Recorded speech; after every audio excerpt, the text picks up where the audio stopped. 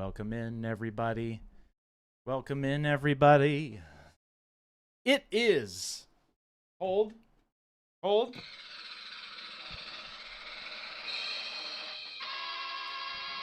The second giveaway day of the year of the giveaway. Jason, how are we feeling? I'm good. You're painting today. No. You are. Don't put that pressure on me. You are painting today. Now, everybody, I'm going to let people file the in. chat's a little small today. I did do that on purpose because I feel like there's going to be... Is it too small? No, it's fine. It just looks smaller. There's going to be a lot of things. I don't have to read it until you tell me to read it anyway. That's right. So I'll do that. Welcome in, everybody. Hey, we've got a giveaway happening today. What? But there's a new way we're gonna do it. Wait, back up. Are you trying to tell me that you're giving away more of my stuff today? Yep.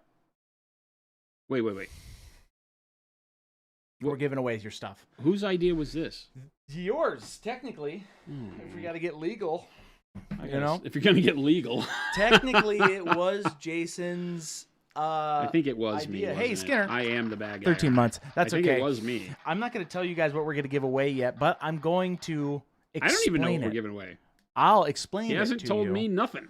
I'll explain it to you guys. Are you ready? He ain't told me jack. Here it is. Ladies and gentlemen. What did you call them? This is how this is going to work. I'm going to type this in, this command here. You guys don't have to type in anything. You have to go over to that link right there.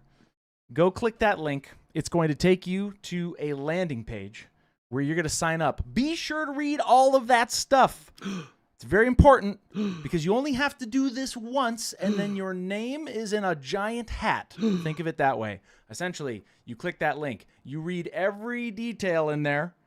You're going to submit your name, and it's the name that shows up in chat. Okay? The chat of your choice, whether that's YouTube, Twitch, or Kick, whatever your handle is, that's the name you put in. Don't forget. Why does it say 350 days, Cannibal? That is a great segue. This is year long. You have to put it in, and this is how long it's going to run. And every week, I'm going to take that massive hat of names, and I'm going to pull one randomly. I'm not actually... It'd be kind of cool if I got a big hat and I put everybody's name in there, now that I think about it. Maybe that's how I could have done this better. What? Is get a big hat and then put everybody's actual names in it and then pull it from that hat. We used to do that. We used to give away tickets. So essentially, you get more tickets for the more things you sign up for us. Half of you are probably subscribed to our YouTube channel. I think I put Instagram on there too. Facebook, all of that. That's what gets you entries, but you only have to do this once and your name is in it. Does that make sense, Jason? Yes, you only have to enter the giveaway once and you're in it for the whole year. That's it. Until you win. Don't spam you guys. That's until the you whole win. point. And when you win, you get pulled out. That's right. You don't need to do ! giveaway. Nope, you got to click that link I just put in chat right there. And then at the end of the year, we're going to have a massive grand giveaway where everybody gets put back in. Yeah. So you can win twice. That's right. Right. How many entries? You enter once, but you can click the likes on the Facebook, and it will up your entry amount to, I think, a total of 5. It's like, it's either 7 or 8, actually. Oh, 7 or 8. Oh, because it gives multiples for some of them. Here's the other catch. We might add more stuff. Oh, yeah, we got more stuff coming. More weight to those entries. So you might have to go back and do it again. But you will always click that link. Now, Chris, why are you making this complicated? It's not. Read all the instructions. And that's it. That's all you have to do. You don't have to be like ! giveaway and worried if you're in the pool. You just fill out all that information. That's my TED Talk. That's his TED Talk. Yeah. So it's a year's worth of giveaways. You enter in this once. You might have to go back and do something new. We've got the Parabellum team is planning on doing some giveaways with us. So we're going to add their Facebook on there. So you go like Parabellum on Facebook. Yep. And that'll give you some extra ones. So we might have some partners that join us throughout the year where you go back and do another thing, but it'll just add it to your current amount of entries. Yep. And then I pull from that list, which is the essentially, that's the random. It's just like pulling from a hat. But Travel Cedric, it sucks if you don't use social media. Well, I mean, that doesn't matter. the day of staying away from social media is long past. Also, it doesn't You can matter. fine tune it to where it's not abusively bad anymore. Mine are very simple. They're either cute dog videos, Yep. or hobby stuff, and the occasional algorithm thing that it pops in that I hit the 3 dots and say, "Don't show me this anymore."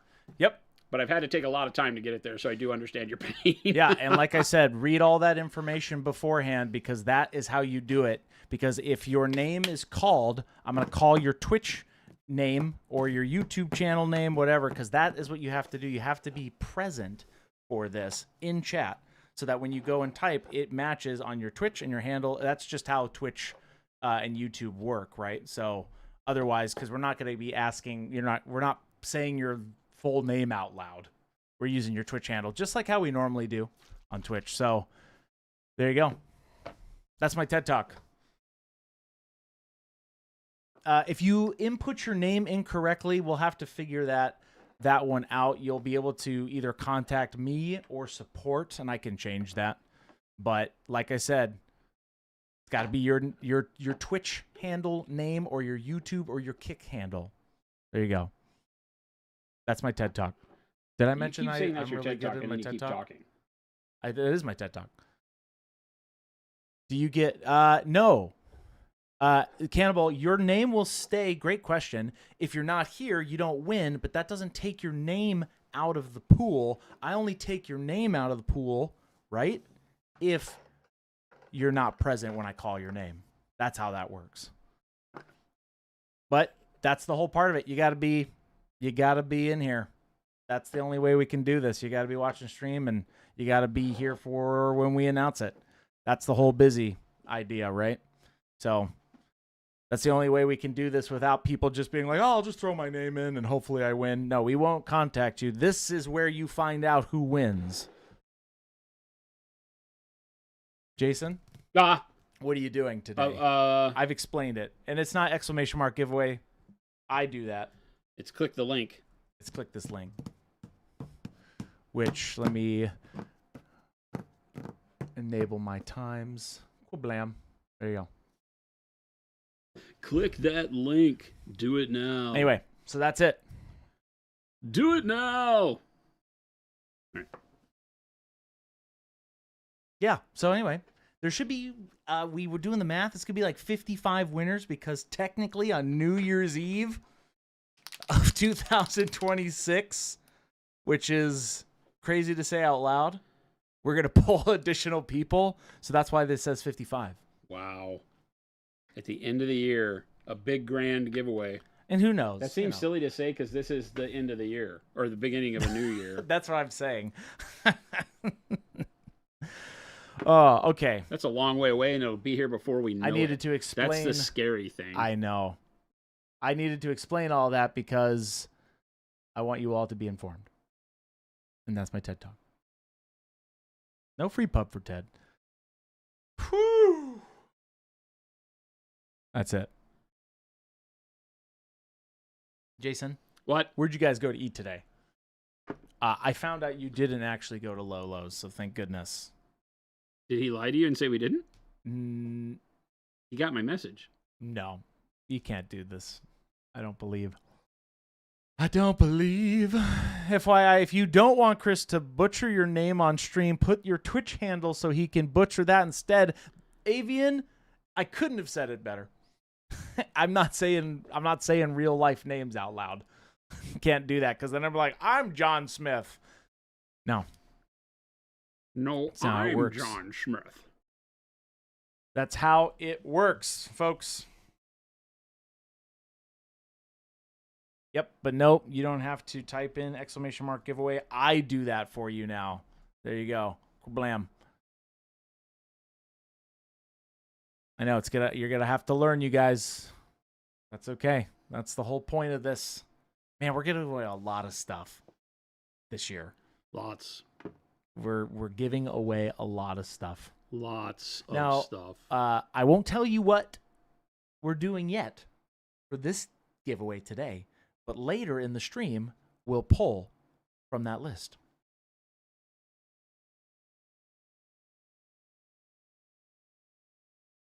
Now, Jason, what color are you using here? Orange red. Okay. Oh. Well, orange red, just kind of stippling around on these what I think are like demonic crab claws up here. Are they crab claws or they kind of have, antlers? yeah, they have a crabby look to them. Yes, do not enter your actual name. You have to read the entry log, which I knew was going to happen. I knew people weren't going to read. That's okay. I get it. Reading is fundamental, kids. That's right. Cannibal, I can't control that. What would happen if I'm watching the stream but got served an ad if you call my name and don't respond because the ad was keeping me from hearing? I have no idea. Great question. That is an odd one. But it announces it in stream. Yeah. We'll type it out in stream so you can read it in chat. That's right. And you have to respond. That's the whole point. We're trying a new system, chat. You have to bear with us, but that's what it is. Nicholas, it's right in front of you. That is your Twitch username, by the way. Nicholas314. Nick Pie. That's what it is. I don't know if you're being sarcastic, but that's what that is. Did he say, what's my Twitch username? Yes. What if I can't remember my Twitch username? Look to the left. It's literally right there. No. That's that. Yeah, it's just right off. That's what it is. No, we will let you guys know when it is. We'll probably give you guys like a couple minute warning so that you're around. So yeah. That's how you'll know, Cannibal, essentially. So we'll give you a warning when we pull. But since today is the first day, I'm going to let people kind of funnel in and do what they need to do. If you used a silly fake name that doesn't appear, that's on you. Like I said. We will move along. Wad Tomato N, Wad Tomaton is probably going to put Wad Tomato N, not Carl Jimmy John Sandwich Man. Sandwich Man? See what I'm saying? Okay. Just saying. Who's the Sandwich Man? Elserlocks have a great question. Do you have any tips on how to paint purple? I mostly start with dark purple and a tiny little bit of bold pyro red, but they then have a problem going lighter. Straight up purple always looks off or the lines are too hard. I love purple, but can't seem to pull it off to a good look. Painting purple. I mean, I start with like a dark blue or Payne's gray, and then work up through like royal purple works really well. Then you can go into purple. It depends on what your version of purple wants to be. More red, more blue, right? You can take just simply the purple that you like, if you like dark purple, and start with that and add red or blue to it to lighten it up. There's any number of ways to get, the violet and purple range looking really good. You just have to determine if you want it to be more like our royal purple trends more into that red space. And so if that's the kind of purple you like, then do that. If on the other hand, you're more into the bluish, dark purple is a little bit more of a bluish, then it can trend that way. Just add those colors in or mix or glaze, with those types of colors over the top. Yep. And also, just so that everybody's aware, I'll go over. Closer. Pop in closer? Yeah. And make my focus better. Okay. For all of you who are asking, a couple different things here. Make sure you go and check your email, because if you didn't read the bottom of it, you need to go to your email and do a confirmation. So I would go check that right now. You'll have to let me know if you put in your incorrect name, because I'd have to delete it and resend it, essentially. I don't know yet. I don't think there's an actual way to change it, because you've already entered, but I'm looking into that currently as we speak. I mean, we could go into the spreadsheet and change it. Yeah. But you'll have to message me. I can't, obviously, if you're in chat and not reading the instructions, I can't help you at the current moment. You'll have to message me so that I can actually help you delete it. But regardless, you only have to do this once. No, Houdini, I'm seeing that many people are using their actual Twitch handles and such. But like I said, you got to read that information. And also, if it doesn't, by the way, if it doesn't work for you the first time, also in the instructions, make sure you can go back to that same link and resubmit.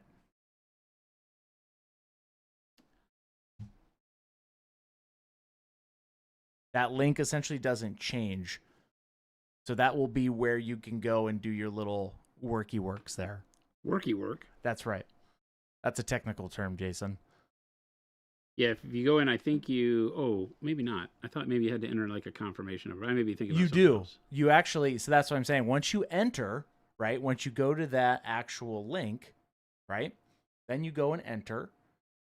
And you go... Your email should get a confirmation where it says, confirm this email, and then you're in. Swifter Bear's got a question. First stupid question of the day. Not a stupid question. I just impulse bought some metal minis. Do I need to coat in varnish before painting? I've used paint on primer, not yours before, and it rubbed off. I mean, metal's always going to be a little bit tougher to get paint to stick to because it's a harder surface, easier to rub, and has, you know, like sharper edges where the paint will come off. So you just kind of have to fight that and repair it as you go. There's nothing that will keep the paint stuck to it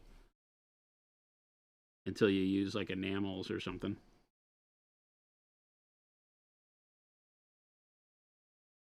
Hop in super close. Mm-hmm. I'm doing some stipple stipple. Oh, like stipple, actual stipple. crab. Little, give it some crabbiness.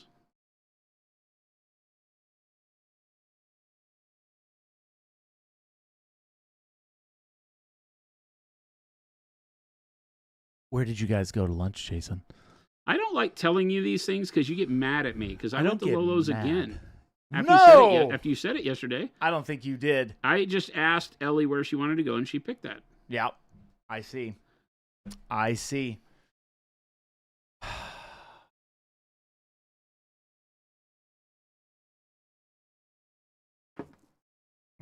don't know why he gets this way, chat. He literally had his review tomorrow and canceled on me.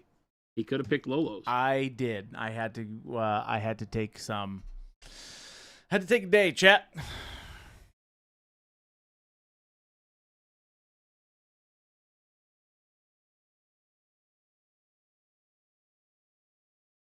If you're not part of our Discord, you would have noticed that I gave you early info on signing up for Chistov. Yes, Kabalchik's. That's true. Painting classes at Adepticon. Mm-hmm. Gave you the link and the info before they go. Special guest that we're sponsoring getting to Adepticon. Stoff is a fantastic buddy. Better painter. Holy cow. Yeah. If you want to talk about top of the top painters. Yeah, he's just awesome. A fantastic artist and just a tremendous, genuine, good guy. Yeah. So I think that if you have he's super nice. The urge to go to Adepticon and taking painting classes, whether you've already signed up or you're looking to add more, go in and see if you can catch one of Justov's classes because they are phenomenal. Yeah, he is super kind. Crab. He is super kind. I for a second I thought these were going to be it's a metal headdress, but we're going full crab. Crab. We're going full crab. I mean, this is a floaty demon suit, so why not crab? Crab! Yeah.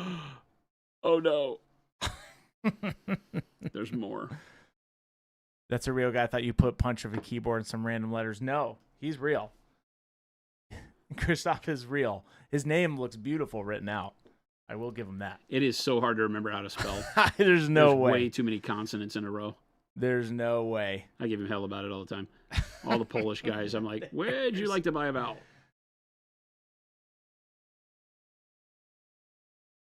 What brush are you using, Jason, to keep that point? Our Sable number 3. The Monument Pro Sable number 3. Danger Muffin's got a question. How do I fix the problem I'm having? I've been trying to follow the Dirty Penny non-metallic metal tutorial on the website, but it keeps coming out looking like pumpkin, red, orange, then a dirty penny. What can I do to make it more look like the tutorial and less orangey? Dirty Penny non-metallic metal.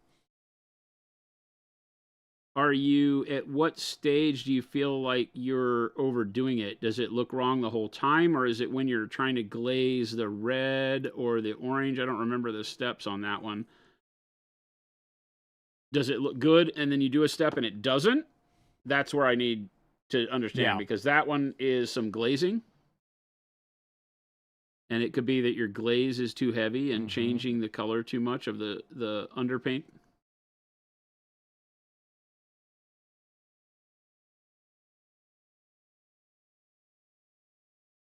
You know, use less of the orangey colors and stick with, because I think that one does like I want to say it does almost I'm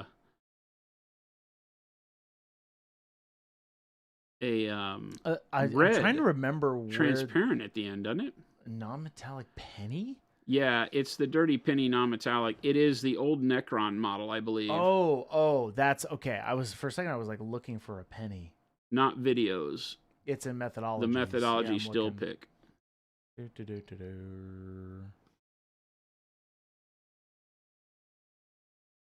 Oh, okay. Yeah. Here it is. I found it. Mahogany, burnt orange, bold pyro red, yellow ochre, transparent orange, ivory, jade, and turquoise. Yeah, so the transparent orange step is most likely where you're getting too much orange.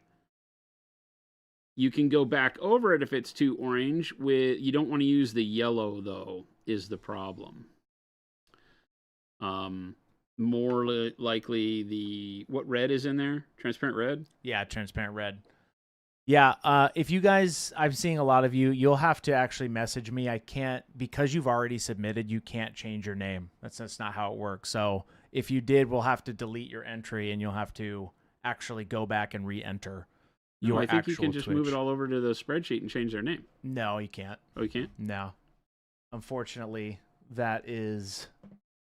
No, and that's why I was saying, make sure you read through all the instructions. I know today's going to be kind of our trial day because we're launching this out, but hey, if you do... Let me just ask, and I don't want to piss you off, but why don't you just read out their real name, whatever name they put in there? I can today. I just don't want to read out their name. Why? I guess I could. If that's the name they put in there, who cares? Yeah, I guess. Are you worried about outing somebody's real name? That, and also anybody could essentially just say that, right? But well, no, because they'd have to answer you with the Twitch name, and then you can verify their email address and everything. I guess it's true. We can do the verification. So you're creating more work for yourself than you need to. That's fine. Just let it be simple. Put in whatever name you want. We would suggest using your Twitch name so that you don't forget, and it's easy to recognize, and we can verify right away. No, you can't. Yeah, so don't worry about it today, you guys. I'm just gonna read it off with with whatever name you put into there is the name I'm gonna read off, and I have your confirmation email anyway, so that's how I can actually confirm it. So we'll do it that way. But you have to, like I said, you have to be here and you have to say something in chat to get it. So yeah, don't worry about it then today. Yep, that's all you have to do. You just click that link and you input your information. But like I said, if you haven't yet, I would strongly recommend using your YouTube or Twitch handle because that's what appears in chat. And those are the names I'll call.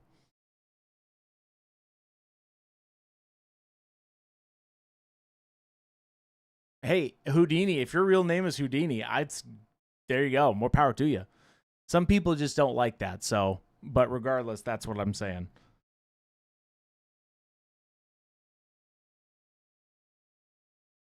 We can't protect you from yourself. That's it. Yeah, but so you have to be present though, and we'll typically do that around 3:50 to 4. So that's probably when we'll do the giveaway announcement. Actually, Nicholas, if you entered your credit card information, you didn't click my link. You click But the like I other said, link. make sure you read all that information. Click the other link. That's right. It's really simple. Mm-hmm. Super simple. And it's right there.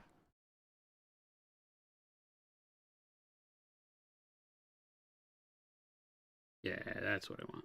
Big Boss, no, I'm not going to do that. Like I said, don't worry about it today. Skinner, that's definitely not us.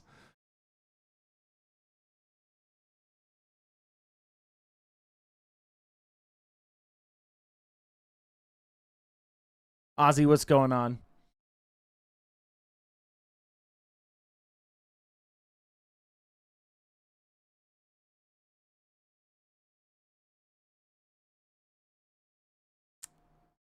Yes, you are supposed to get a confirmation email Mondays. So go and double check. If you haven't, but you got if you click that link and it says, hey, congratulations, you're in, you're in. Confirmation email takes anywhere from 5 to 10 minutes sometimes.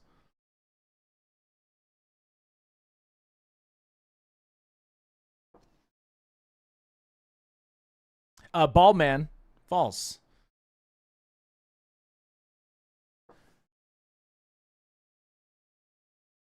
I've already seen a lot of you that are in here. There's a lot already.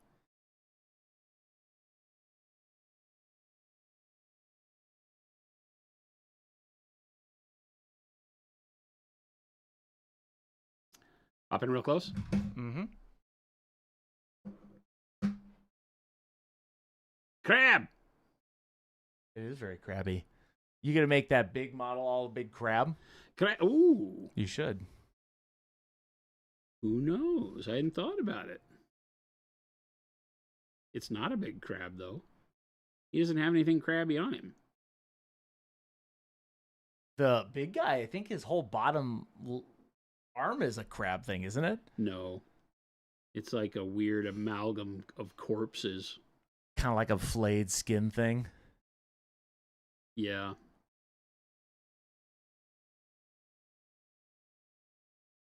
Lyle, why are you guys harvesting our social media info? 99% of you already follow our socials here on Twitch, so that's just a way to give you some more opportunities to win.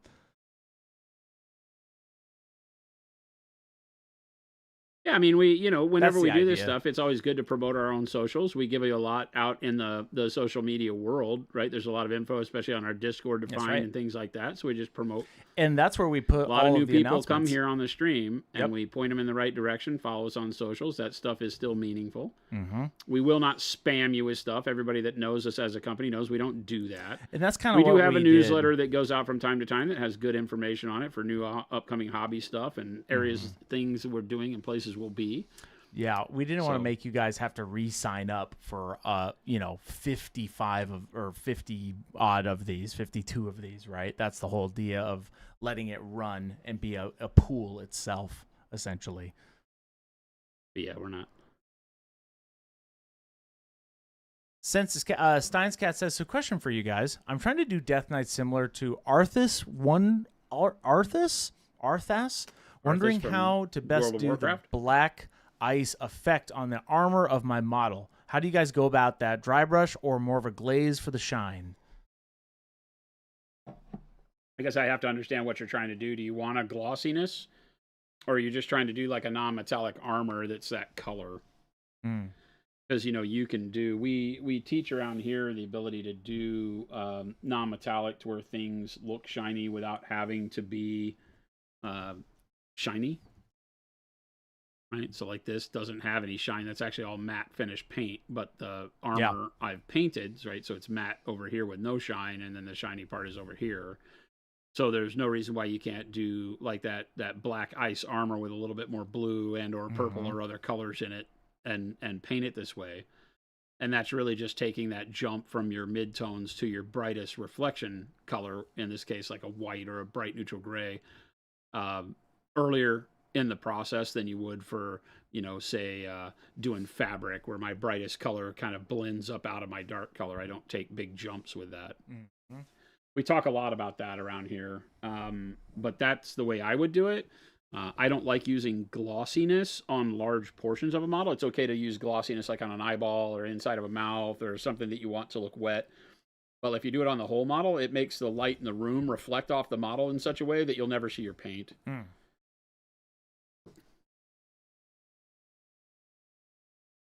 Look at look. I feel like these things are supposed to be a different color.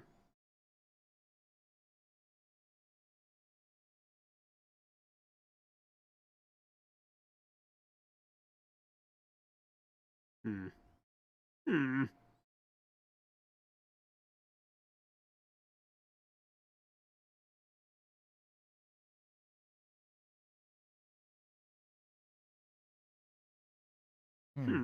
What are you gonna do from here, Jason?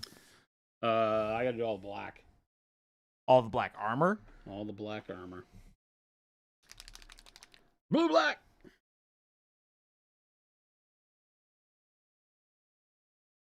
Stein says, yeah, I want to do it on the whole model, just in the parts to show off the black ice effect.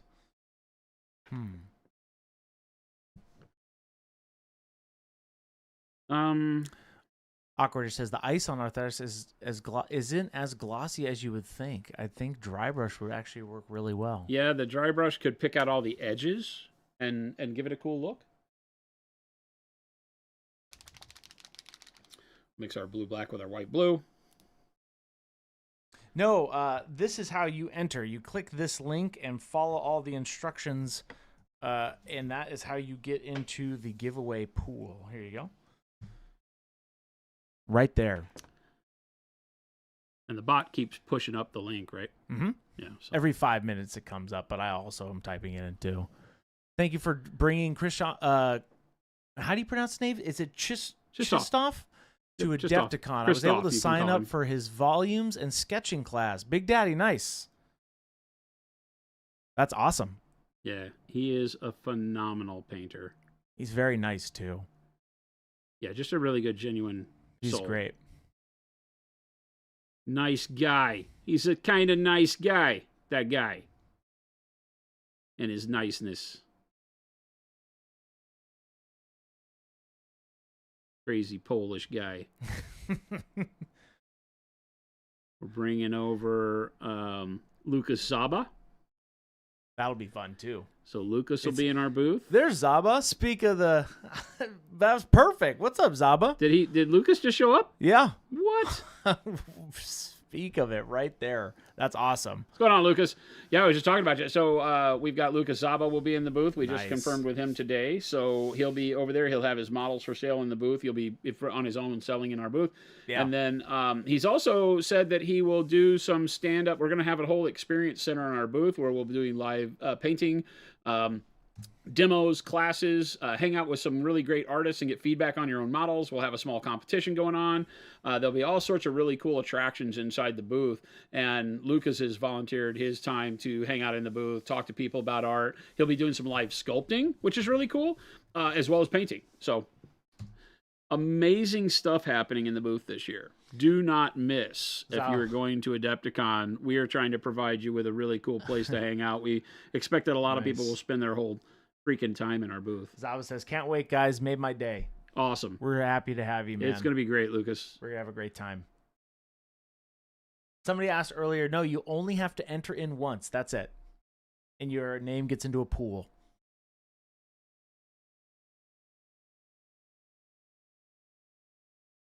Alex, God, the FOMO's real. It's going to be a big one this year. That's for sure. It's going to be big. I'm going to use a lot of loose brush strokes and stippling kind of pattern on the leather because the way they have sculpted this leather is really cool. It feels very natural. It's not just flat. It's got a lot of like cracks in it and areas where that's a little more beat up.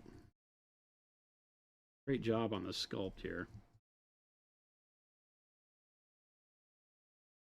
Watts is excited to see the Monument Big booth. How big is our booth? 50 by 20. Whew, that's big. That's big. Yeah. 1,000 square foot. 1,000 square foot. Isn't it crazy? Whew. That is. Huge. It's going to be freaking huge. And it's a brand new booth. Yeah. Everything's brand new. Nothing you've seen before, I don't think. I don't think we're reusing any of the old booth, but really cool theme that Gabe is working up. Gabe's having a blast coming up with some ideas. He's had some really cool meetings with people. So a brand new booth, lots of space, lots of really cool people involved in it. We've got some really good artists. We'll be announcing a lot more as time goes on. Hopefully more stuff here coming up this next week on who all's going to be at the booth. Chistoff will be at the booth for a lot of the time. When he's not doing his classes, he'll be at our booth. So you just have a tremendous outlay. Vince Venturello will be at the booth a lot of the time. We're going to have all of our signature artists that are coming out stop by. Unfortunately, Flamon Mashik won't be able to come this year. I know. He's got a new child, so he's not doing a lot of traveling this year. Louise wants to come. We'll see what happens with Louise. We don't have any definites from her yet, but it's going to be a big deal. It'll be a lot of fun. Loads of fun. Darn, can't afford to go this year, says Shy Cat. Salt the wound. Hey, that's okay. Next year. Just gonna get bigger and bigger. That's all she wrote. Just gonna get bigger and bigger.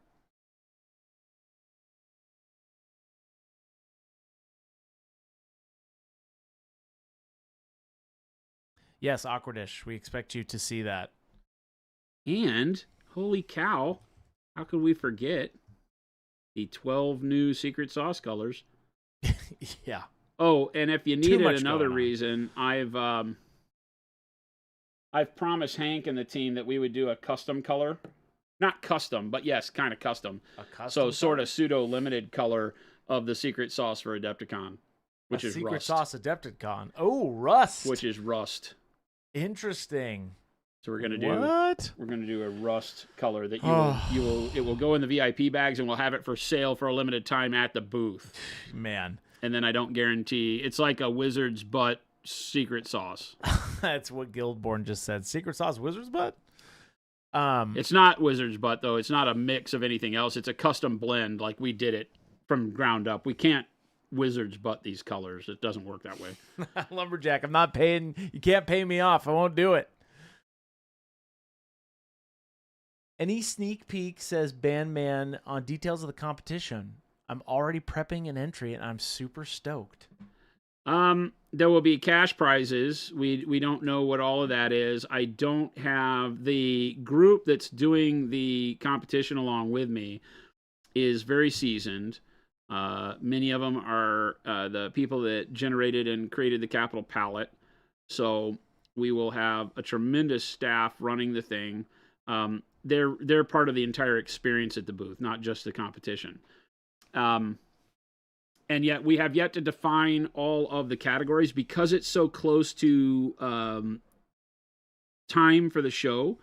It'll probably be smaller this year in amount of categories we do, and then we'll grow it more next year when we have more time for planning, right? So there'll probably be less this year, and it'll grow over time as we see people's participation and such. But lots of stuff planned, so keep your ear to the ground in the next coming week or so. We've got a team of 9 people right now working on it.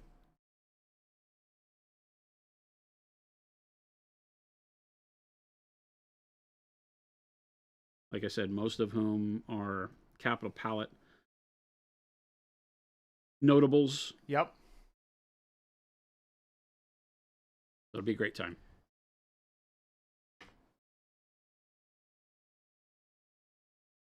Hoosier, thank you so much for those subs. 25 months. What flavor should I eat to celebrate? Nothing. Don't do that. All of them. Why stop at one? Don't eat the paint. Oh, sorry. Wow. Shadowcast, great segue. Here you go. Here's a link where you'll enter your information, which will be entered into a pool, which then we will pick from. Read all the information below before you sign up. Describes all that stuff for you. Bruce Game Ride says Jason painting Conquest got me to start my painting and also reorganize my office/hobby desk. More painting this year. Very nice. Nice. There is Bakmaru, we do not request that you eat that paint. I love that other people are benefiting from my insane hobby vibe that I have going on right now. I am like in that I'm going to build a model every day kind of mode because I got so many that need to get painted. And they keep showing up. Weirdest thing. Just yesterday, Chris gave me my Christmas present. I did. And it's a whole nother Conquest army. I did. That was not from me. That was from your own wallet. Even though he bitches about it and says we have too much not stuff. On my, whoa! Not on my stream. Says we have too much stuff, and yet keeps buying me more stuff. Signcat, so how would you guys go about painting skin tones for undead models, not rotting, just very pale, dead looking? I watched your video on my favorite painting with bottom layers of purple, greens, and reds, how they blend with the flesh. How would I get that effect? Maybe a blue or white. Thoughts? Can you show him the video with the dead horse? That's probably what they're looking at, I would imagine. But yes, it is not it's a stream, and it is on the, let's see. When was that? It seems like a long time ago. And it was. Okay, here it is. I think this is when you started it. It was April 4th. Wow, it's been that long? Oh, yeah. Oh, yeah. That's crazy. Let's see. Here is a link right here. Blam. I've seen the dead horse vid. Oh, okay. That's what I thought. I think that's the way. That's the way. Doghouse says I should be working but trying to airbrush while watching, but I did cardinal sin and did not clean out my airbrush from my last session. Yeah, it just happened to me recently. I'm the worst. How do you recommend deep cleaning that, Jason? Doghouse. Simple green. Great question. Simple green and soak it. Soak the parts in simple green. Simple green. I do not ever recommend the what's it called? I can't remember the type of cleaning because I don't like using it. Isopropyl alcohol? No, isopropyl can work if you're agitating it. You don't want to leave it sitting in isopropyl alcohol. Oh, okay. That's simple green if you just want to do the lazy method and just soak it and let all the acrylic kind of peel off that way. Okay. Works really well. Don't use an ultrasonic. Oh, an ultrasonic? Don't use an ultrasonic cleaner. Oh, a lot of people recommend it. Ultrasonic agitation will destroy the chrome on your airbrush and cause you lifelong problems. Interesting. Especially on the nozzle. So don't use ultrasonic cleaners if you can avoid it. Oh, interesting. Yeah, ultrasonic creates little bubbles that burst, and the pressure of them bursting is what does a lot of the cleaning in an ultrasonic cleaner. And it can actually cause tremendous problems with the chrome layer. And when you have chrome over brass parts like all over your airbrush, it can cause all sorts of problems. The chrome can start to peel off and get you to a point where you've got bits and pieces that don't rub against each other correctly. It's just a pain. It's just a pain. Don't do it. Visual Artist says, so question about the rich gold. How do you prevent it from streaking? I'm going over black and it seems like it's chunky, and no matter what I do, I can see my paint strokes. Okay. Rich gold over black. How much are you thinning it? If you're still here, Visual Artist. None. So thin it some. Not much, just a little dampness on your brush. When you go over black with a bright color like rich gold, typically I say base coat in like a brown or a dark green first, because none of the metallics, the brighter metallics, which rich gold is a in-between bright kind of metallic, but any bright color that you put over black is going to show the black through. And so your best bet is to thin it a little bit and then build it up in multiple coats. It shouldn't take you more than like 2 over black. But the first coat, you're going to be able to see through a little bit. That's just the nature of bright colors over dark colors. even with metallics, because they're not 100% opaque. So use a little bit more moisture on your brush to thin it a little bit, get that first layer down, and then layer up over that first layer, and your second layer should cover perfectly. If you want to speed that up, then like I said, put like a warm brown layer underneath it. Yellow ochre is going to be tough going over black too, but warm brown is great. I love warm brown under the rich gold. You'll see me do that quite a bit. We have a video that shows you. Can you link maybe that one of the videos with the metallic that I do, the latest axe with the warm brown glazing? Yeah. You show that one. That one shows glazing. You don't have to glaze and use your gold as thin as I show in this video. He's going to link for you. But it gives you the general idea of underpainting your metallics with a regular color. It can get you started off a ton better and give you much more depth on your model at the end. Gen X Lawyer, you ordered some Necrons. Are there any monument videos where you're painting some of those? I want to make sure I have the right paints. We don't have any in particular about Necrons that I know of. I don't think so in our channel, but if you are looking for a color workup, we can always give you some recommendations that way. Yeah, Necrons can be, any color. They typically are, you see a lot of people painting them in metallics, like silver, or rusty silver and things like that. Is it better then to put more thin layers of the same paint or use another color straight from the bottle, says Call Me Moldson? Is the final effect differ if you use opaque paints? So if I'm understanding you correctly in the questioning, the big issue is blending, right? You can use opaque paints and just go to a new color each time. You're going to get what we call color banding, meaning that you will not get blends. You'll see where one color stops and starts. But that can be its own style of painting that looks really cool. We'll show you Thanos here in a second. I keep the Thanos model that we painted that way years ago around just for this question. Now's my time. So there are, paint styles and ways to make unblended painting look really cool. Most cases you are blending, and that's why we use a variation between opaque and non-opaque layers.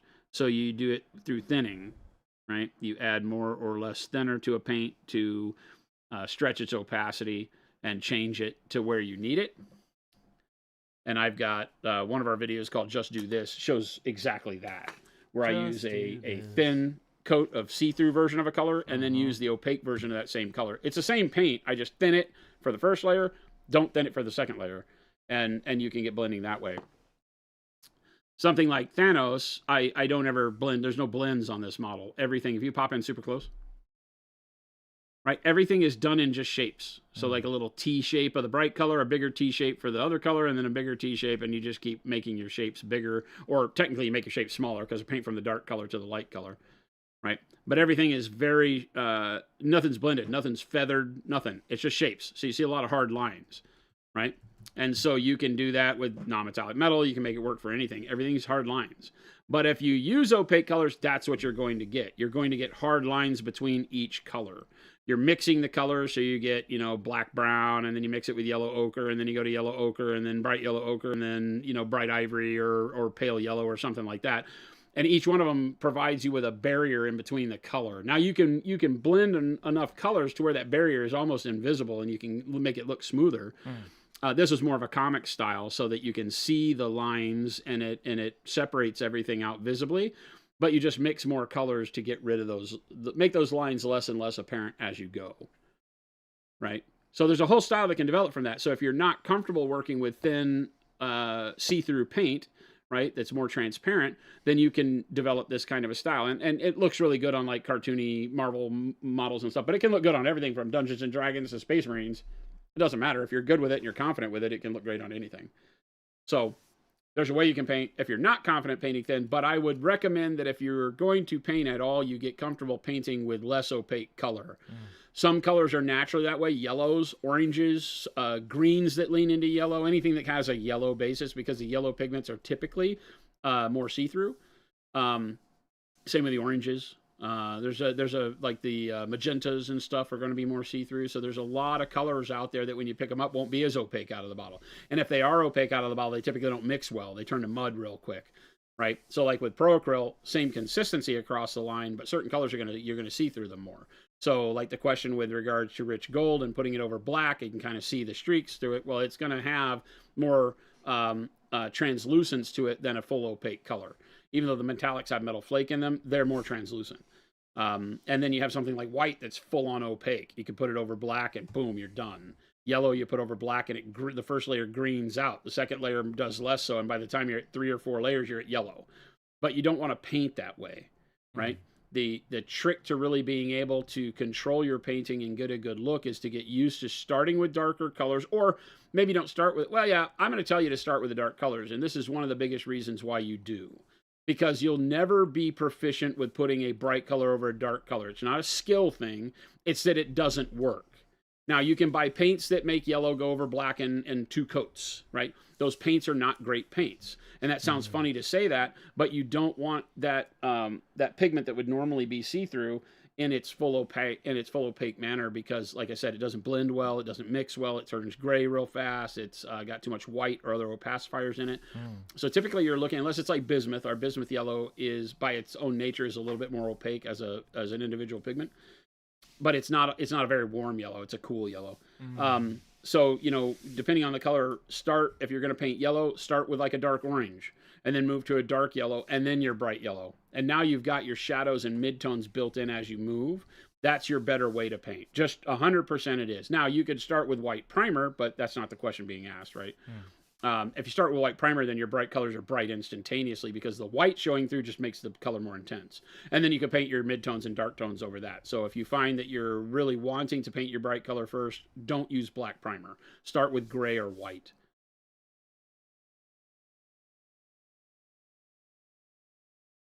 Alex, yeah, the bismuth is the MVP. If you need opacity, it is not the color that you're looking for all the time, right? Because bismuth is a cooler yellow. So if you're looking for something to bring warmth, it's a little less of a contender in that regard. Not bad. Yellow is always going to be a warm color, but in the scope of yellows, bismuth is cooler than aerolite or something like that are more see-through but warmer.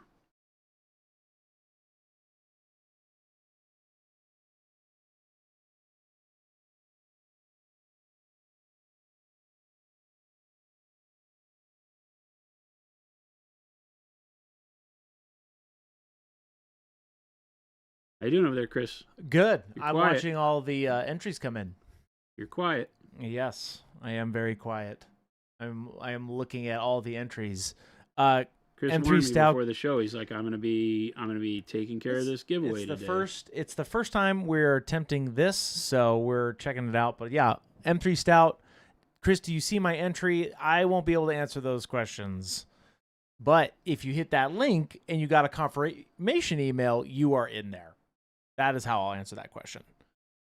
So definitely go and check your email. You probably got a confirmation email. Click that, and you're good to go. K-Shorties, no, you don't actually type in !giveaway. Here you go. It is a link, which is right here. There you go. Nick, my dude, says, outside of trial and error, is there a tutorial of mixing Pro Acryl colors in a general direction? Ooh, good question. How do you mean in a Mally, general direction? What's going on? What does that mean? Just to mix colors? Yeah, you might want to. If you're wanting a little bit more of a specific answer, maybe dive more into that question. The reality with our paints is that they are built to mix like a dream. So pick the colors you want to mix and mix them together. You don't need any medium. A little bit of water goes a long way because you want to keep them fluid. But yeah, when I'm mixing on the palette, I'm just taking a little bit of whatever 2 colors I need. You can go in, because of the nature of the pigmentation of our paints, I can mix in like this white, blue, and blue, black. I can mix white, blue in like, I want to say like 5 or 10% increments. I can have very little and then add more and more and more, and each of those colors will be individually distinct without a lot of effort. So there's nothing you have to do special with our paints. Right. They just work.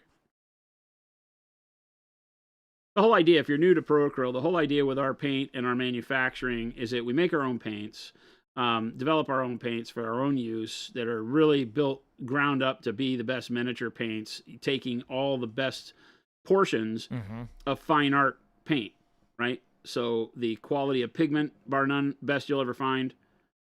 And then we mix the colors as if, we were mixing them for the fine art world, because we don't believe that miniatures are anything other than another type of canvas.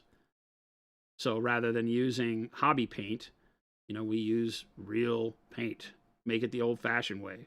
And when you see two colors that you think just visually would make a third color, if you mix them and you'll get that third color, assuming that you have good understanding of color. They won't let you down. They won't gray out. They won't turn to mush. You'll get what you want every single time. So never be afraid. Just play around with them. But my motto has always been that any artist can make, any great artist can make inferior product look great, right? But great product can make every artist look great. And that's what Pro-Acryl is. Pro-Acryl is just great product. Great paint. Makes every painter feel better about their painting, 100%. Distinguishing the black ice from the black armor, ? Would you guys say that's more highlighting, or would you recommend a change in color depth? I think adding, like, if we're on the WoW Arthas question again, yeah, the issue is going to be making it look like a different material, and so color is going to be easier when doing a different material that is also reflective on top of armor, because the armor is going to be smooth and reflective no matter which way you shake it. I mean, you can put a lot of dents in it, you can change that, but the reflectiveness of the armor is going to be similar to that of the ice. So adding some other color, like if you do the armor black through grays, right?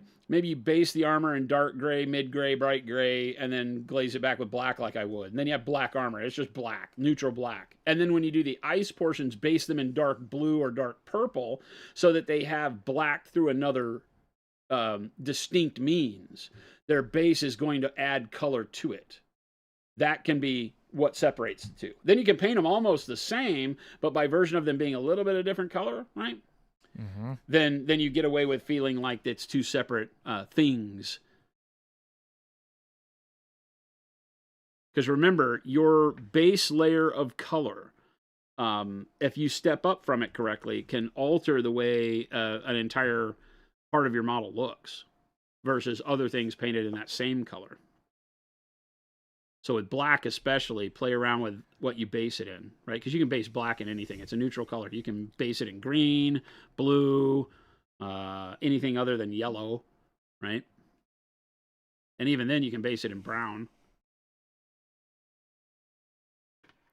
And come out of that kind of yellowish family. B&G Reg, thank you so much for that sub. Hoosier as well. Yes, just what I put in there, you guys. If you do get the landing page that says congratulations with the links and such, you're in. Just to confirm. Nope, you're good. That one, Bobby, actually took what you just said because that was perfect. I copy and pasted it because that is exactly what I'm getting messaged also with. So yes, you guys are in there. You're good. And you don't have to do it once. That's it. Cornflakes Pro-Acryl is the best miniature paint on the market. Full stop. Hey, we appreciate that. Thank you. We truly It's just easy to use. It lets you put the focus on what you want to learn. It will never keep you from learning by making learning harder. It will always mean that you can learn something and your paint will go and learn it with you. You don't have to fight the paint to learn the thing you're trying to go. It will always be your skill is the only limitation. That's the way I really wanted the paint to be, right? And that's, in a roundabout way, that's why it's called Pro-Acryl, is that it makes everybody feel like a pro. You can just focus on, hey, I want to do this. Your paint will do it with you. You want to turn into the best airbrush painter in the world with acrylics? Pro-Acryl will do it with you. You don't have to sweat it. And so pick up the paint, decide what you want to try to learn, and go do it. You should never be afraid to try new things, and Pro-Acryl just works so effortlessly that I think, and my hope, is that it inspires you to be like, oh yeah, I want to go try this thing I saw on the internet. I want to go try this thing I saw on Instagram, from a buddy of mine told me to paint this thing, or I saw a video on Patreon, or whatever it is. Our paint just makes it effortless. You don't have to fight it. You don't have to spend a lot of time on your palette. You don't have to spend a lot of time, getting it the right consistency. It just comes out of the bottle ready to use. What do you want to do with it? Acryl just says yes.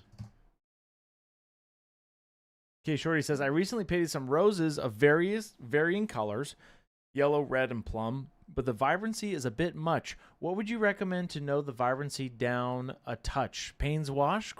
For roses? Vibrancy down, yeah. Flowers? Like, they're supposed to be alive, though, right? Yeah. Payne's Gray could be great. I can see a world where you would use, like, what's the stem color? Like, what are you painting the stem in? What kind of green? I would assume a green. So you could take, like, a very dark greenish color, but that might interfere with your color too much. I think Payne's is always the answer. Right. It really is. Like, Payne's Gray is always the answer if you need to darken something up. There's a world where you can go over it with grays. Grays will tone it down and lose the vibrancy and keep it more on value, whereas Payne's Gray will darken the overall flower, and you may have to go back and retouch a little bit of your highlights in order to get it bright enough for you again. So grays can work. Tony, we're glad you're sticking around. New to the channel, this is my 4th night in a row I've joined, loving it, and I'm in. Oh, yeah, hey, thank you for joining in. We appreciate that. They're on a vine. It's the Lady Olander model, so I made the vines a dark brown. Oh, that model's great. It's a very cool model. That model's great. That's the one that has, like, the skull peeking through the veil. Yeah. Yeah, and has roses on her back and stuff, I think. It's pretty cool. It's like all those, I liken them to being banshees. That whole area of, like, the female night haunt screaming through veils and stuff. That army really does look cool when done right, and can be, I think, fairly simple, because the details on them are really just weapons and, like, flowers, when you're doing, like, the oleander. There's not, like, an overabundant amount of chinguses on it, unlike your standard GW stuff that has, like, so many doohickeys you get fed up painting it. Right. I am loving this model. It's very so cool. unique. Division Ring says most used PA paints: ivory, dark neutral gray, Payne's Gray, yellow, pale yellow. Just so useful for highlight and shadow. Yeah, pale yellow is great, especially with the Payne's Gray.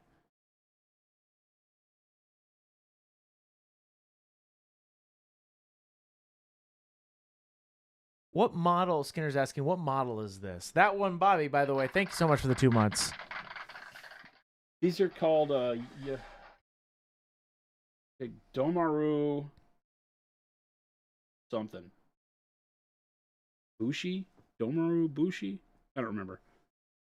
No, it's Kappa Bushi. I don't remember all the names. These are Domaru. Domaru. They're just floating suits with katanas. Right? They're just floating suits. There's literally nothing to them except the ribbon. I would assume the ribbon is the demon. Yeah. But I don't know. The ribbon is the demon? I don't know. A lot of times, some physical representation of the model is the thing. Oh, interesting. Right? Yeah. But I don't know the story behind these things. Didn't even think about that. Is this Old Dominion? ? What's that? Old Dominion? Sorry. No, this is Yoroni. This is the faction that is all kind of Japanese demons, Oni, yokai, things like that. Alex WP is asking, has Jason already bought the Weaver army for Conquest? Yeah, I have it right behind me. Oh. Mainly because the Coil Drake, the Tree Dragon, is freaking amazing. Now, unfortunately, I hear the model is a real pain in the butt to put together. So probably big. But it's big. Yeah, the Coil Drake is awesome. All of the Conquest armies have got a flavor to them that it will appeal. You'll find something I think you love inside of Conquest thematically. And Skinner, this is called Conquest. That's the game system. It's called Conquest Last Argument of Kings and Conquest First Blood. So I just call it Conquest. Mm-hmm. Parabellum Games, Conquest. Nick, my dude, says, I really, really like my jade paint from Pro Acryl. Matches the cloth I'm wanting to emulate on a model I'm working for on a diorama. Nice. Awesome. Jade is one of our biggest sellers. Always has been. One of our first colors. One of our biggest sellers. It's Jade is like we talk about Payne's Gray. Jade has a feel there too. If you ever are at a point on a model where you don't know what color to use, it's Jade. Legit. Like if you're ever like, oh my gosh, there's just like these gemstones on my Eldar that I just don't know what to do with. Jade. Yeah. Because it doesn't matter if you're doing like, the yellow craft world or the blue one or whatever. Jade works with every color palette. It really does. And you can use it in such a limited amount that it doesn't overtake the color palette. So you could paint an orange model and throw little jade details on it, and it doesn't interrupt the orange. It doesn't make the orange feel crazy. I'm using jade on these because the black and the red is sometimes just a little too bland. I love black and red, but you got to be careful because black and red by itself just loses a little bit of oomph when it becomes a little too repetitive. And so like on these models, the jade is the punch that I put on them to keep the black and the red interesting. It's like this guy's shirt. Can't wait to see the Pro Acryl contrast. First time chatter. Welcome. These models are Gilmar. painted 100%. Well, not 100% with them because I'm using some of like the white blue and the blue black right now to do the black over it. But these are 80% our special sauce paints. That's the whole thing I'm doing with the Euroni faction is painting every single model up with the foundation being our speed paints. So everything. Skin, armor, weapons, everything. Even the big freaking Jeromogo. He's pretty big. This is where we did the testing with the airbrush. We airbrushed the blue and the purple over this. Mega Knight says, I use jade in some water of a mini to help tie into the model coming out of the water. Jade makes the vibe. Oh, yeah. Yeah, jade's a great kind of ocean. Like it's almost like it's not a sea foam by definition, but it can play that role, right? That's why I say it's so versatile as a color. What do you want to do? You need an accent color, you need a detail color, you need to paint the islands as on your Marines, jade. If every other color is being elusive, you're like, nah, I don't want to do orange or red again or green or jade. Just grab jade. Even if you don't use it, jade will get your creativity going to the point to where you make a decision that fits. Narby says, wait, Pro Acryl contrast ? Aha. Look, somebody who hasn't been here for a while. What is that? First time chat, actually. Well, welcome. Yes, at Adepticon this year, we will be releasing our answer to the whole contrast/speed paint conundrum. How can you do that and still deliver high quality paint? So you will have a Pro Acryl alternative in that world that will show you that you can do that. You can achieve that goal of speeding up certain aspects of painting like base coating and such and still use very high quality paint that mixes with your other paints. That you can glaze over, as soon as it's dry to the touch. You don't have to do anything crazy with it. That just does everything you wish a paint would do, including, that initial high intensity wash kind of feel. It's bad to call it a wash because it tints the entire surface and not just the recesses, but you get my drift. Mally, what's going on? What? So do I get mine before they start streaming? Yes. Yes. You do. Well, not before they start streaming. Oh, they'll get it. I've already been streaming it. No. I meant before Mally starts. Oh, before Mally's stream does, yeah. Oh, we'll get them to you, Mally. As a matter of fact, I have the final production samples before we start moving to production of all 12 colors here on the desk now. Big deal. The first. Firebrush says, my favorite thing about your paints, besides access to the creature, is that I don't run into a bad color. They all work consistently. I used to jump between different companies for different colors. Such a pain, and still never reached your level. Well done, sir. Hey, thank you so much. Thank you. That was the key. It's like that. I said, I wanted consistency so that you didn't feel like you had to treat colors differently. I wasn't really worried because you'll always have colors from other brands that you really like that I won't make, because we're not going to make 300 colors. And so you might have like a particular red you really love that you go to GW for or Army Painter or whomever, and that's fine. But what I wanted to do is anytime you wanted to go to Pro Acryl, you really got used to the fact that they just all work the same. If I'm used to thinning a color in a certain way, the next color I grab thins in the same way. And then that way it makes it, like I said, it takes all the thought out of it, and it makes it to where you can spend time being creative and bringing the miniatures to life and not fighting your paint on the palette all the time, right? Because so many paints out there are not bad colors. They're just hard to work with because it's like you never know what you have to do to get it to brush or airbrush. It's like I got to thin this one 80 million times and this one only twice. And, this one I got to glaze up 15 layers and this one only 2. And so we really wanted to be able, because number one, I'm lazy. I don't want to have to teach you in different ways. I want to teach you how to use your paintbrush and how to paint models. I don't want to have to teach you how to use paint.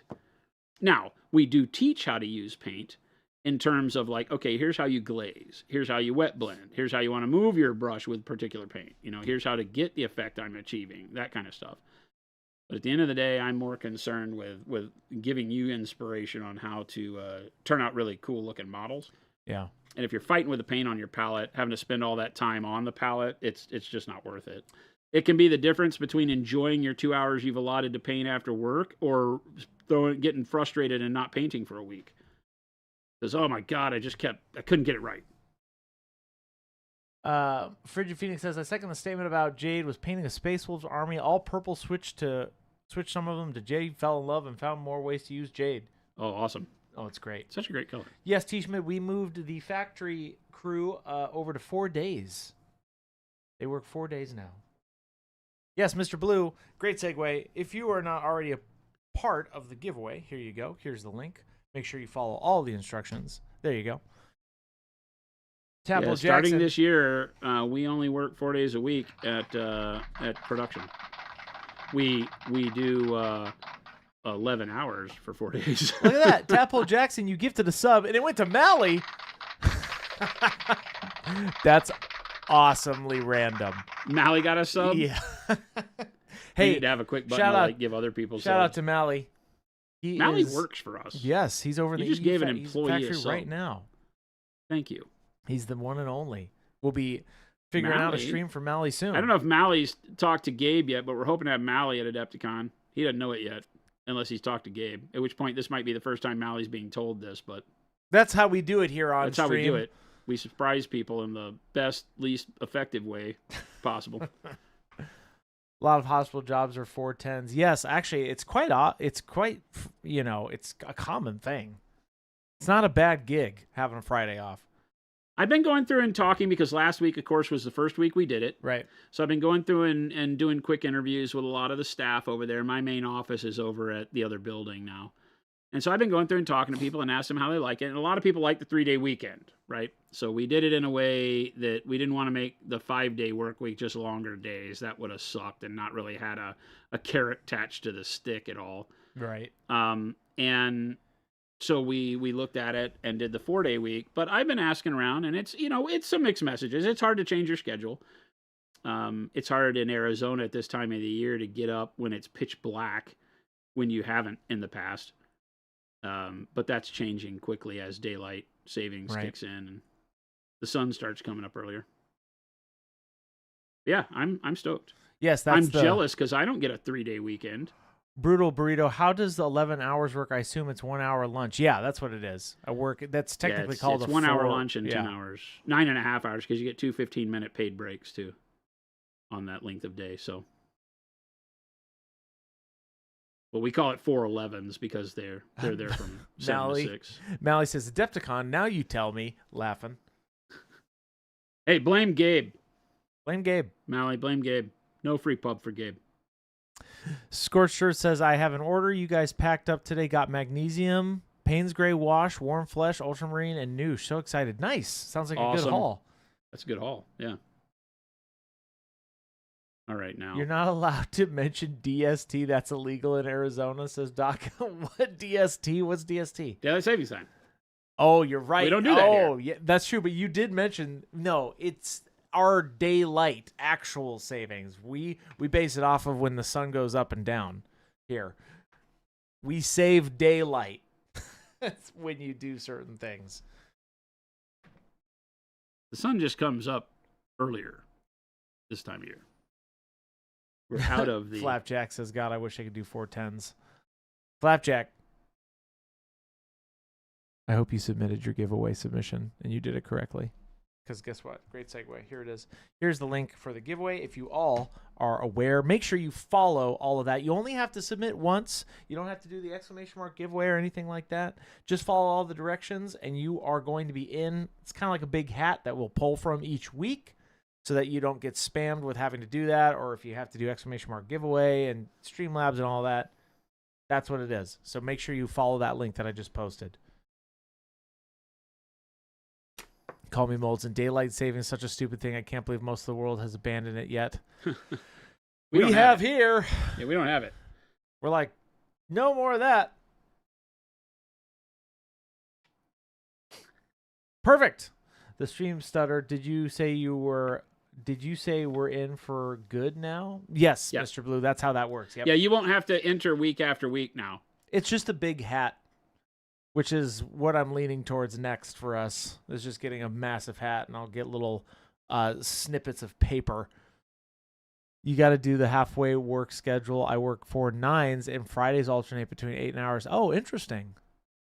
Okay, interesting. I've heard that, like where you can work alternate ones. That'd be a very, very interesting. 4 and then 5? Yeah. Yeah. Little Billy, Jason, where'd you get the owl miniature you painted? I want some anthropomorphic miniatures for an animal-based skirmish game. You're welcome. Are you talking about Percival? Yeah, Percival came from Humblewood or something like that? There you go, little Billy. You're welcome.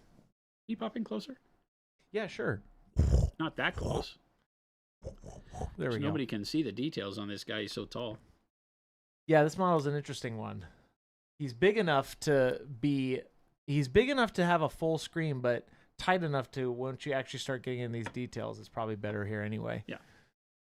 Can the PA primers be used for a base coat? I've picked up some of your primers for a new project and wanted to prime in dark neutral gray. Yep. Then go over some areas again with dark camel green as a base coat. Yep. You can use them as colors, whatever you want. Mr. Blue. Now that we've come out with the dark purple, a lot of times we wind up priming in the dark purple. Sometimes I'll do it over black if I need it even darker, but a lot of times you can just get away with the dark purple and use that as your base coat for your entire miniature. Mr. Blue, I don't think we can get Jason to wear a big cowboy hat. I have no idea what you're talking about. You said a big hat. I said a big hat? Oh, I see what you're saying, but no, we can't get Jason to wear a big 10-gallon hat. Why would I not wear a big 10? I like the big 10-gallon hats. Okay. You heard him. He'll get it. Just collecting mini painter. I work 12 hours, 7 days a week for 21 days straight. That's a lot. That's not a Take allowable a break. Work schedule. That's a one-time thing, I hope. That's called taking advantage. Dyslexic mini painter. So hopefully it's not too, unless that's what you signed up for. That's totally different. Hopefully it's not. Or maybe it is, and maybe that's what you like doing. I don't know. Some people like that. Will Sleep you make when you're dead? Death from Impulsor, will you be making a red spray primer? Oh, or any other colors other than the ones you have now? We've been talking about a dark purple rattle can and a red oxide rattle can. I don't have any news on when we might do that. My biggest concern with all the rattle cans right now is getting them rest of world with what we have. So I won't be adding any colors until I have a better capability of putting them in the hands of more people worldwide. Plan Ice, does the winner need to be in the chat to win like last week? Yep. Yes, that Each is a stream you will have to be here. Now, if you win and you're not here because now you're entering for weeks, you may not even be on stream. You may be on vacation with a family or whatever. If we call your name on a week you're not here, it does not remove you from the giveaway. You will only be removed from the giveaway when you win and collect a prize. That's it. Yep. So once you enter, that's all you got to do is enter once. And you will be re-entered when we do the grand prize giveaway, which we will do at least one at the end of the year, and we may do one at the end of a quarter and stuff. We'll figure that out. We reserve the right to change it up at any time, but it'll only be for your benefit. I can't. Justin PK. Okay, some of these Twitch names are in blue, so forgive me if I can't read it. I love the Wizard's Butt collection, but it does get confusing referencing 6 paints with the same color. That's the joke. Wait a minute. What? No, we will. Would it be? That's the bug that turned into a feature. That's kind of the whole point, Justin PK. Give them individual names. I call the blue one Sexy Time, Lady of the Night Blue. Yeah, the whole Wizard's Butt phenomena is based around exactly that. Because the joke is, what color is Wizard's Butt anyway? And nobody knows. So now you know. There's going to be 55 total because we're going to do some multiples here and there, but it's going to be one each week, and you only have to put and submit once to that. If that answers what you're asking for, Mo. Yeah, the way Chris and I were talking about it, it's a minimum of 55 giveaways. We reserve the right to do more if we want to. Baldman, will there be an inflatable pool at the Monument Hobbies booth? No. The community needs to agree on names. It's not that for kind them of an now. experience. I don't know, Mr. Blue. We don't let chat run things. You guys are the ocean. You're gonna have to. You can carry the ship, but you can't turn the ship all the time. That's how I see that. If they're the ocean, technically they can destroy the ship. I don't True. mean to rain on your But parade. we are a good ship. We're a strong ship. Isn't that right, Jason? I mean, I'd like to say so, but I said, isn't that right, Jason? The ocean's a big, scary place, Chris. And we survive every day. Just like chat. Speaking of surviving every day, here you go. Welcome in, everybody, because Jason doesn't do that anymore. Exclamation mark giveaway. Whoa, bam. There's your link. You silly mixed up kids and your drugs. Pick it up. Hey, by the way, make sure you click that link and you read. You silly mixed up kids and your drugs. Make sure you read. That is how we're doing it. That may be the best thing you've ever said. Great segue, right, Jason? No, don't do exclamation mark giveaway. Don't do that. No. No, click the link. There you go. I'll do it for you guys. Here you go. Oh, bam. The idea behind this is that we're putting your name in a big hat. And all year round, we're going to pull from that hat. So if you're not in stream, tough luck. But that's why on socials, we post every day that we're going to do it. Typically, I'll post it between like 3 hours ahead of stream just to give you some more time. I also do it in Discord too. So if you're not a part of our Discord, great segue into that conversation. Boom. Discord. Have a nice day, chat. There you go. Go hog wild. Hey, you also get an extra point if you get into our server. You just have to click the link. If you're already a part of it, if you see that on there, just click it. You'll get another entry. And it'll say, hey, you're already a part of the server. And you're going to go, great. If you're already part of the Discord server, still click the thing because it gives you an entry for being part of the Discord And you server. can always go back to that giveaway link. I'll say that one more time for everybody. You can always go back to that. You can't change it. Once you're in. But that's okay. N3 Stout. Yes, that's correct. When will the winners be announced? That kind of varies depending on the day and the time. It's typically going to be probably the back half of stream, just because of obviously the stream ends at 4. But when I mean ends, that's when it's supposed to end. But we sometimes go later. So typically around the endish of 4, right? And by endish of 4, I mean endish of the stream that is at 4, not the end of 4 o'clock, which would be towards 5. So have you seen Indish Game? The endish game. Does that make sense? Hopefully I've made that as clear as mud for all of you. It makes no sense, but we're there with you. We're here. Perfect. For it, Chris. As long as you're here in chat, we'll figure it out. I have all your information, so we'll get you out there. But speak up in chat. That's the whole point.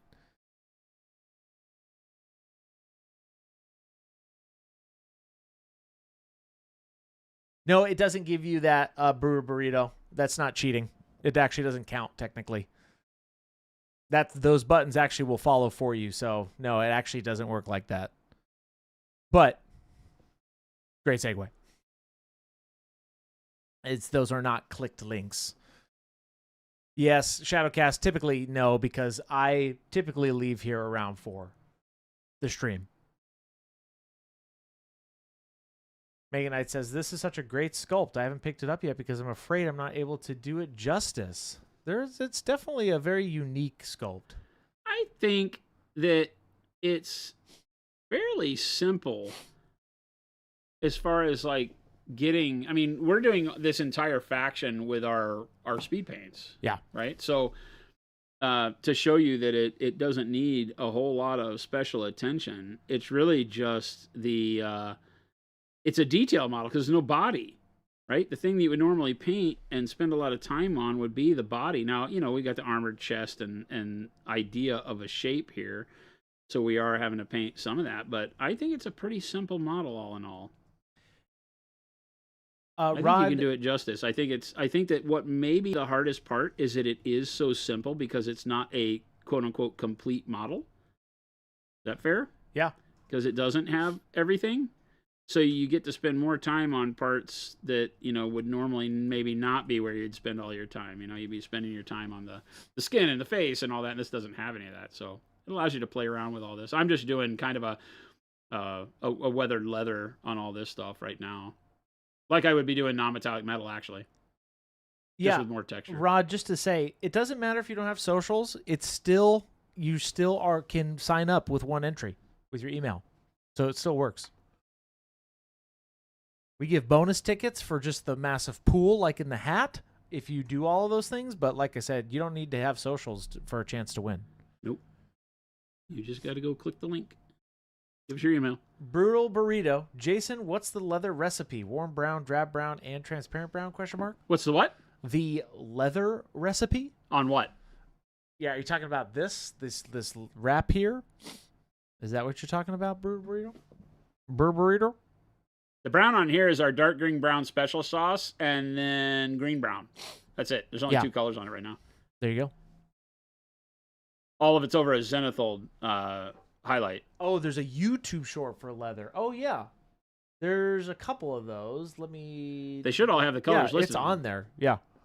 Go check it out. Go read Brutal Burrito. Yeah, it's like nobody got time for that. Oh, you have time for that. You will make time.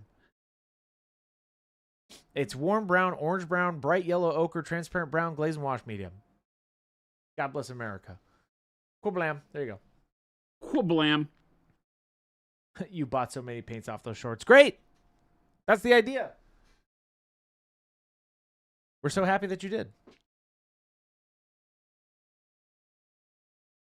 Shadowcast says, okay, time to ask something. Okay. I love the pitch. How would you go about adding texture to something like horsehair, painting cavalry units? So wondering, ? It's a great question. The texturing through using hatching to create the illusion of hair is the answer. Now, the trick is being able to do it in multiple stages. You can't just add it at the end. It looks silly. So give me a second. And I don't have any. It's a shame because I have those horses with my knights at home. Right. So one thing I worried about having a home studio is that I have this perfect model to show you, just not here. Give me a sec.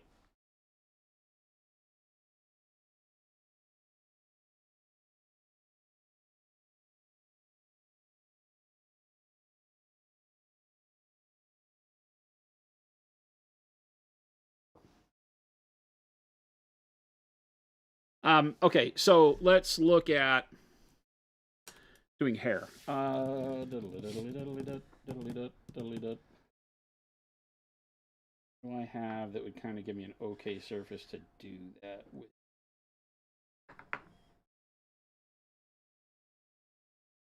We could do. Oh, that's a really nice finish on that.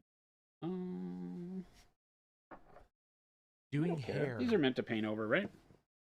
Yeah. Right. That's what a texture trainer's for. Let's pop in close.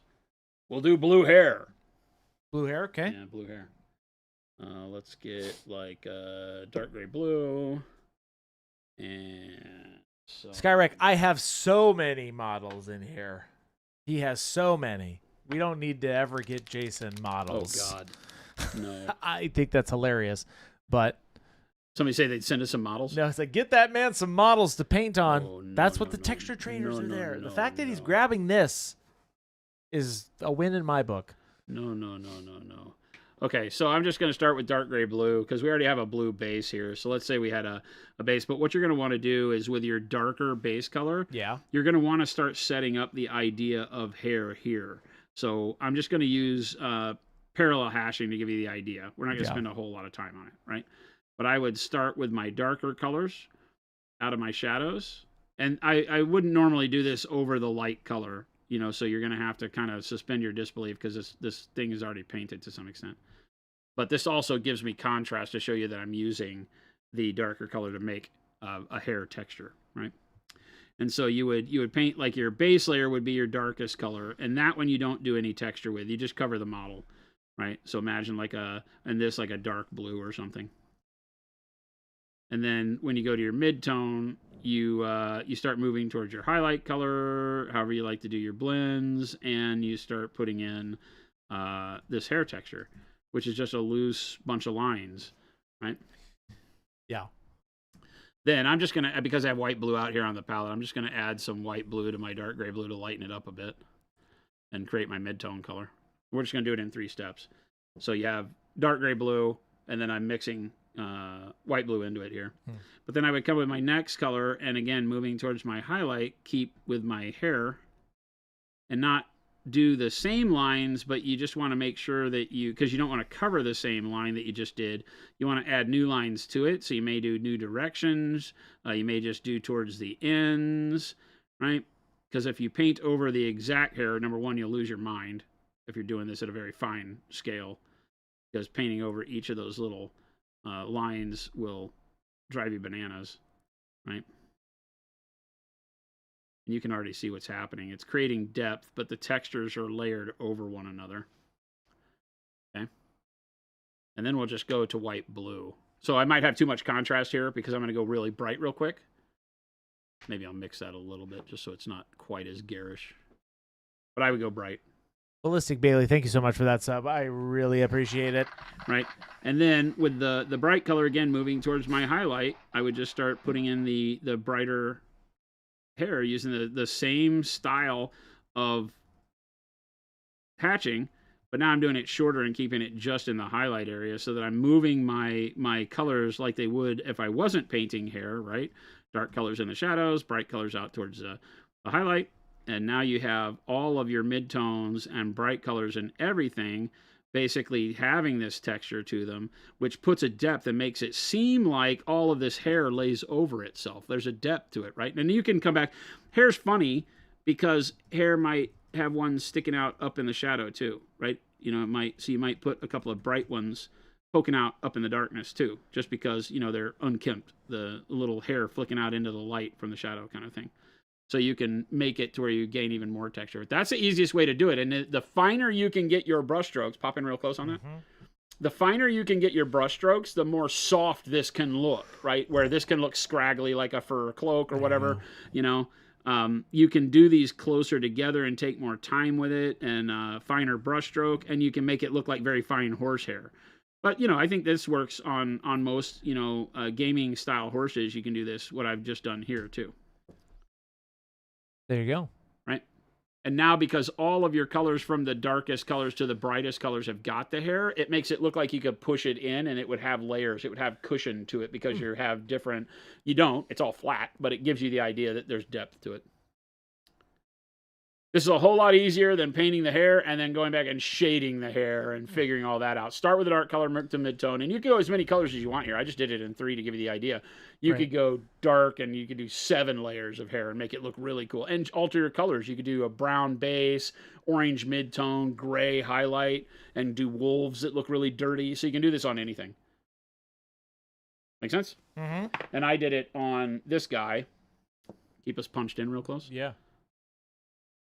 You know, I did it on this guy so that it gave him, because he was all smooth plastic or smooth resin, like the horses it will have will. So I did the same thing here. and it makes it look hairy. He, even the braids on his face didn't have individual hairs, so I painted individual hairs on the braid because it was just smooth plastic braids. So you give hair, and you just kind of bring the brightest colors of the hair into where the highlights would be, and so it still gives you your volumes the same way you would if you were smooth blending. You're just doing it with hash marks. Beware Stevo says, what's the benefits of using a glass dry palette over a wet palette, or is it just a preference thing?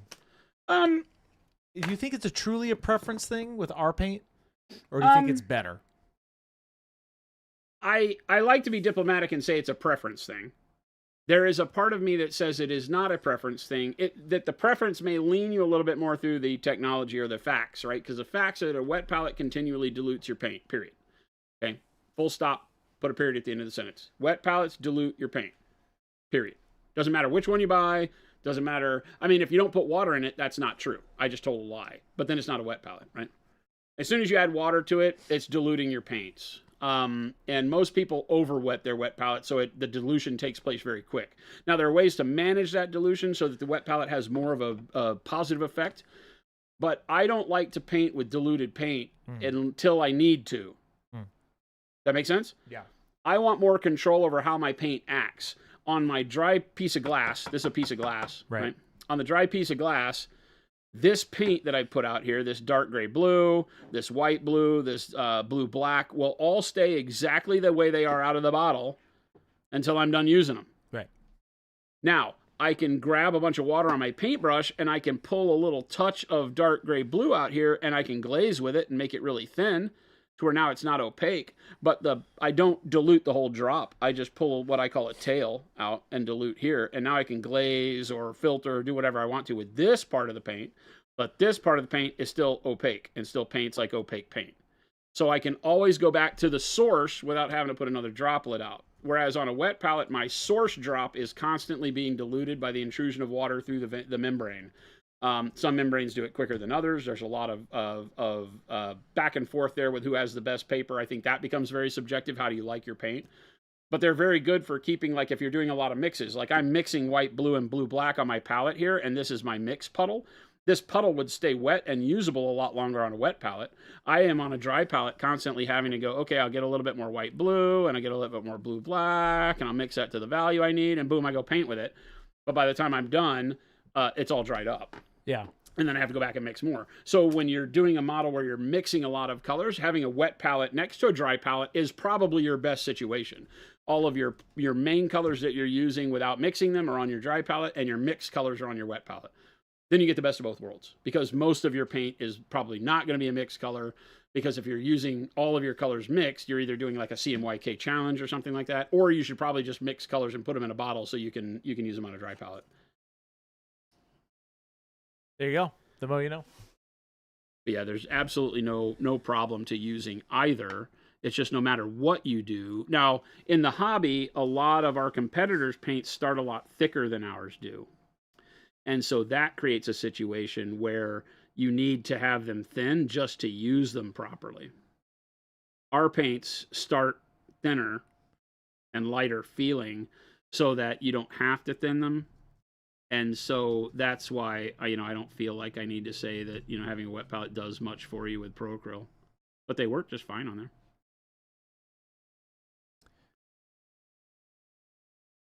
Baldman says, I know you don't do it for the compliments, but you're an insane painter, Jason. That model with the fur painted looked so amazing. Oh, thank you. I like that model. That was like the War Crow Kickstarter thing. Something. It's the only reason I don't back Kickstarters typically. There has to be a really good reason, or it's a friend or something I just really, want to support and don't care if I ever get the stuff because I don't trust it as far as I can kick it.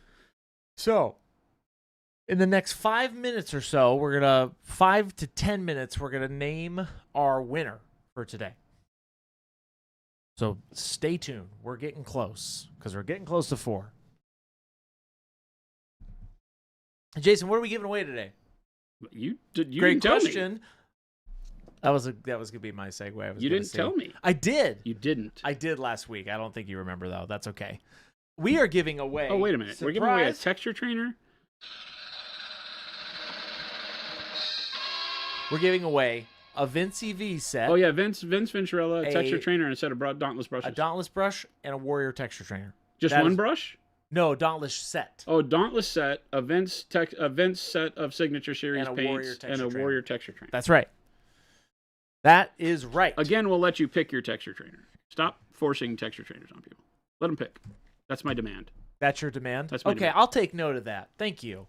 Yes, that is what we're going to do. Vince V set and a dry brush set. Or not a dry brush, Dauntless set. And then your pick of a texture trainer. But no, you don't have to do exclamation mark giveaway. Actually, you can just do this. Hit that link right there. You only have to submit once. It's like a big pool is what we're doing. And then we just pull from that. So about 5 to 10 minutes we'll pull an actual winner. So make sure you go over there and do that. Yes, Vince's set is awesome. I was thinking about that the other day. I'm like, oh, we mentioned that the other day. And that one is perfect. All of them are perfect. That was a test, chat. That was a test. That was a test. Did they fail? They failed. They failed. But that's okay. That's what the giveaway's for. Chat, don't fail. No. No, not exclamation mark giveaway. You have to actually go to this link right here. Kaboom, kaboom, kaboom. No. Well, actually, that's a great... Do the framables count as the texture trainers, Jason? No, this is one of the standard round texture trainers. We'll call them framables. We gave away a framable last week. Yeah. Framables, they're technically called texture trainer framables, so I would understand the confusion.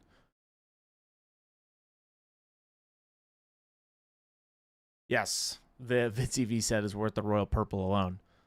The white blue. It's a great one. White blue. Nope, T. Schmid. I'm gonna announce whatever name you submitted, and if you're not here, you're not here. But I am going to just announce whatever name you put in there. Yeah, he's always reluctant to call out people's real names because he still lives in a world where people on the internet don't want him to be known by their real name. That's what I'm saying. Vince EV set is awesome. Yes, Travel Centric, it is awesome. It's one of my favorite sets. Yes, and Awkwardish, the white blue is great. It's great. If you don't have that set, I'd totally recommend. Hopefully you win. Hopefully you win. Because That's you will. Right. Ogre says, I have to say over the last year, my skill have gotten even better since I found your product line and have slowly destroyed my wallet, but made me happy at the same time. Well, thank you. Thank you for taking a risk on us, and I'm glad that you can find some enjoyment in it and that you're getting good results. That's the biggest thing. That's right. We say it all the time, and I can't be, I guess, any more honest about it. We just hope that you get confident in your painting so that you paint more. Because for me, painting has been, throughout my entire life, one of those refuges. I have to be careful that I don't say refuse. I always want to say refuse, which I think means trash. It's always been a good refuge for me, whether it's just the end of a long, hard day or you want to just let off some steam on a weekend. Painting can be a lot. It can be like the perfect, getaway. And it becomes more so the more you enjoy what you're painting. And with so many techniques out there and so many cool things you can do, right? It just becomes harder and harder to know where to start, how to get there, how to make the most of it. That's all we're trying to do. So I'm very thankful that you come in here and let us know that it's helping you out. Thanks for joining us.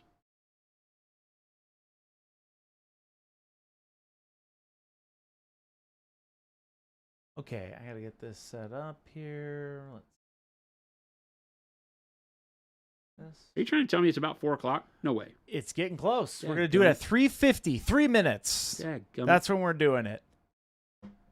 So be around in 3 minutes. So go today? pee. Today, Thursday? Go do what you need to do, chat. Don't be caught on the pooper. Yeah, you got to be here in chat and you got to say something. Jason is going to watch for the name.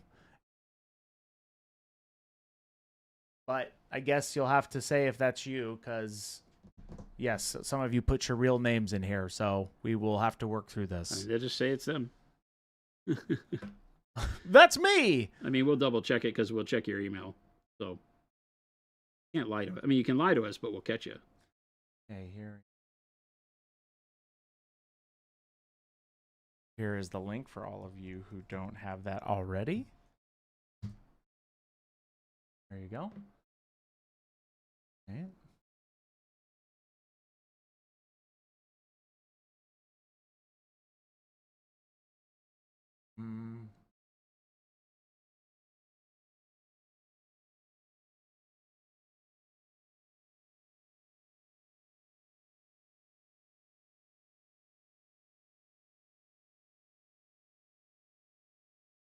Right over here. Machine. Let's see here. All you crazy, beautiful people.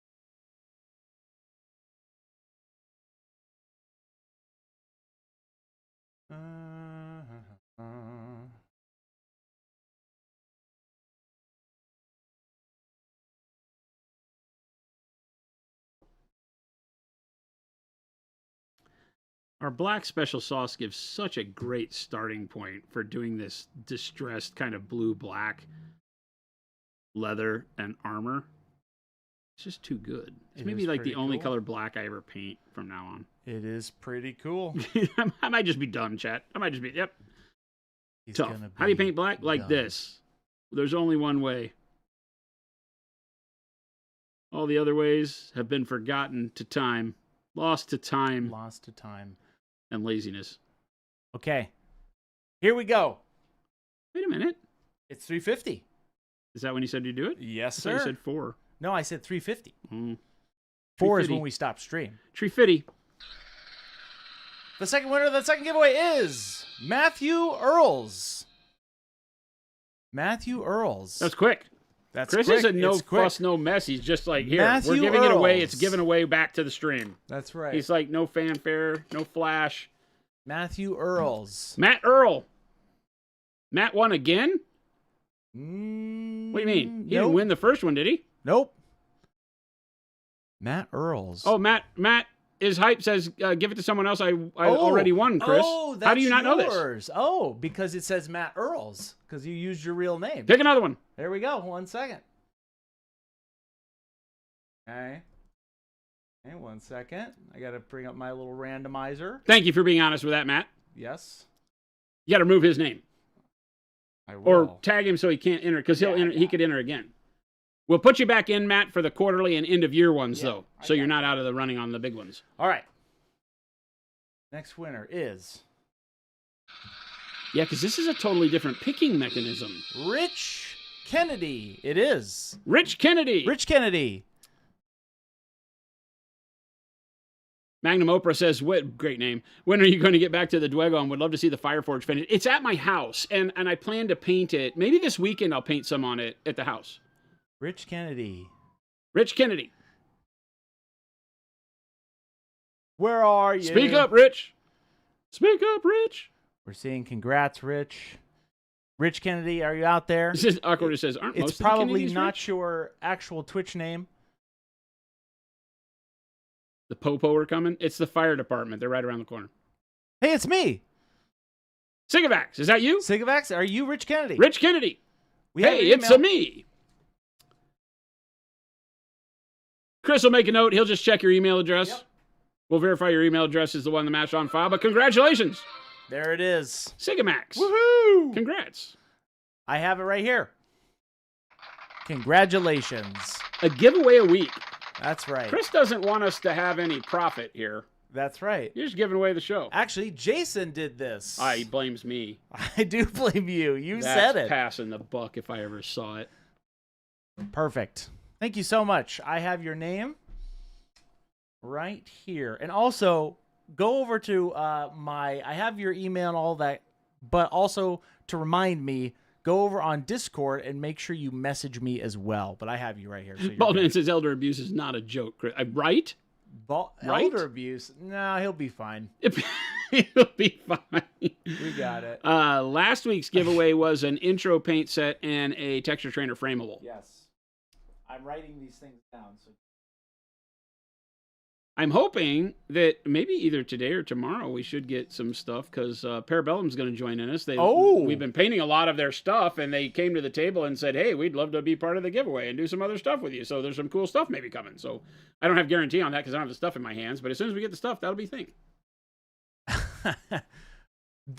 So somebody was asking about messaging having to be checked. The idea when you submit for that giveaway, you're going to get a little box. You get multiple entries for that, and then I have a whole pool. Basically, think of it as a giant hat. So the more of those entries you put into that hat, the more opportunities you are to win. Obviously, there's many of you, so that's how that works.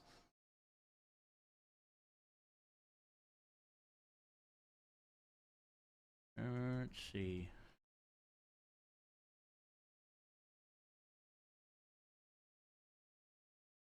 Perfect.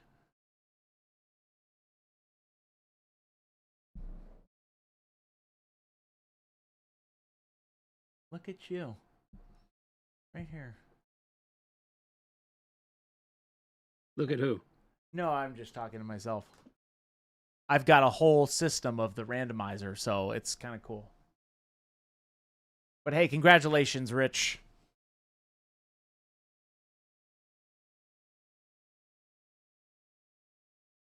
And guess what? If you didn't win today, you don't have to submit again. We got you.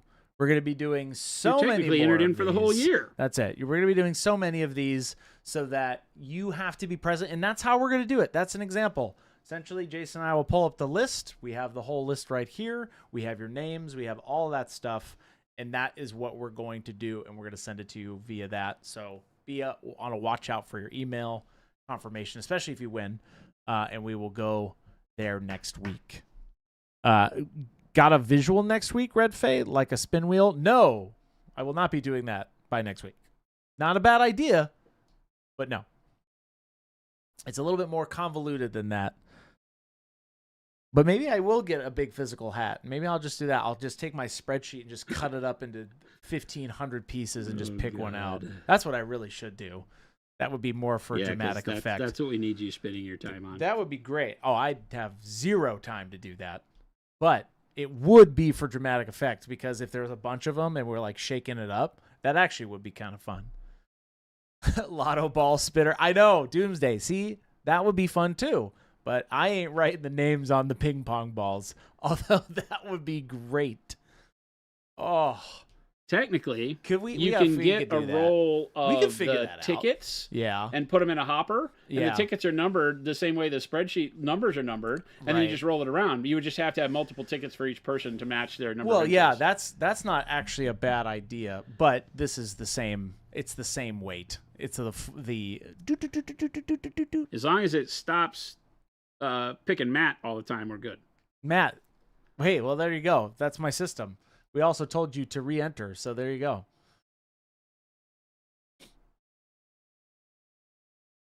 Mr. Blue, this is why Monument needs an intern.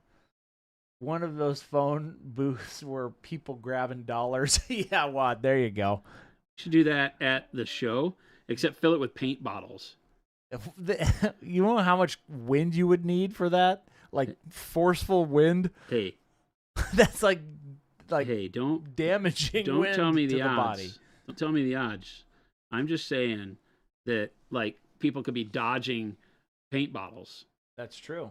The whole time. Hey, and guess what? If you are still here, you can enter in for Chris, why would they not be here? The best part is still going on. I'm painting. I know. Also, you can not resubmit. You can just put in there right now and submit for next week's giveaway if you haven't already. Look at that. There you go. We're already ahead of schedule. You only have to do it once. That's the idea.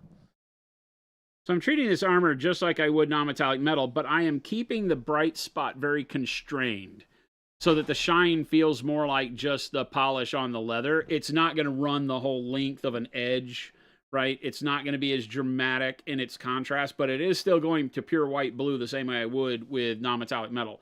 So the thing to remember is that you can use the same mentality to pull off different textures. You just have to be careful with how bright you make it look, right? Again, just very Little Billy, that's a great idea, but also would be very difficult. Assign everyone a random 8-digit number, then roll 4 d20s to get the winner. Yikes. Not a bad idea, but I'd have to figure out another system, and ours works fine. we're going to stick Stop with it. what we're doing, Little Billy. But hey, that's a great idea. I prefer the ping pong balls if we were going to do that and getting like a big lotto thing. That's what, if we were going to do something like that, that's what we're going to have to do. I write all your guys' names on a little ping pong ball. What happened to the big hat? No, I've passed You're the big all over hat the place, now. dude. Yeah, I'm doing the ping pong ball thing. We That's moved not on from that big many. hat. What's that? There's a lot of people already in here, so I would have to times that number by no, not doing it. But man, that would be a huge ball spinner. Just a that would be great. Take it easy, Little Billy.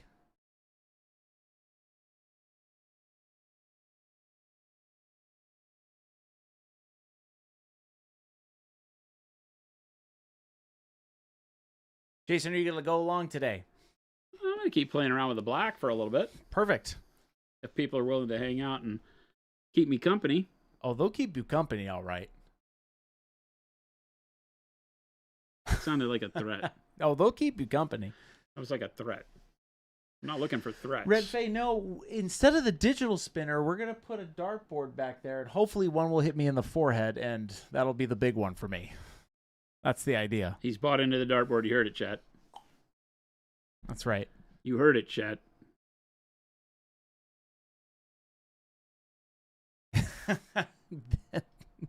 Yeah, wonder. So a wall, the digital spinner. No, a digital spinner would be funny, though.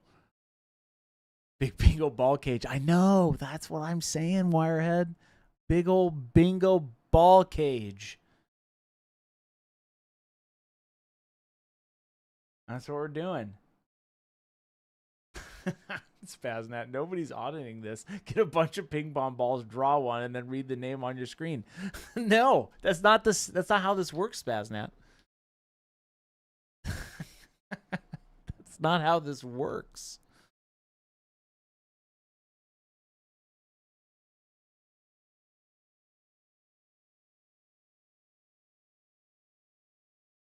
Loud says, Jason, do you plan to glaze and filter the black over back down a little bit more, or leaving it that light level?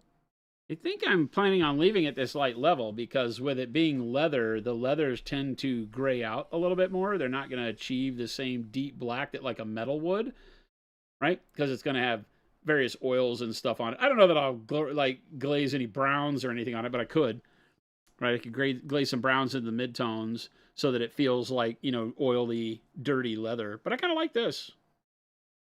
It's like everything. I just kind of move around until I feel like, oh yeah, that looks pretty cool. Because initially I was like, oh, we could glaze back over it. But once you put the white blue on there and find out what that final punch of shine looks like, it kind of desaturates all of the color around it. And you lose a little bit of the grayish nature of the blue-black in doing so. So I like where we're at right now. I can change my mind, though. Reserve the right to completely alter anything at any time. Chat, this is it for me. I'm leaving. He's so mean. I hope you all have a beautiful day. Thank you so much for participating. So, this is how this is going to work. If you already submitted your information, you don't have to do that again. But again, today I posted on our socials probably about 3 hours before each stream, so it's kind of going to be random each day, right? That's where we announce what day we're going to give it away so that you make sure that you can be here and present for when we pick somebody. So that's my only tippet to you, is that you have to be here to win. Can't phone it in, chat. That's it. I've written your name down. Congratulations, Rich Kennedy. And we got a lot coming up, chat. We got a lot of good stuff coming. So stay tuned. Jason, I'm going to leave it to you. Or leave it to you, leave you at you, leave it up to you. One of those things. Goodbye, everybody. Where's my buttons? Your buttons. Where's my buttons?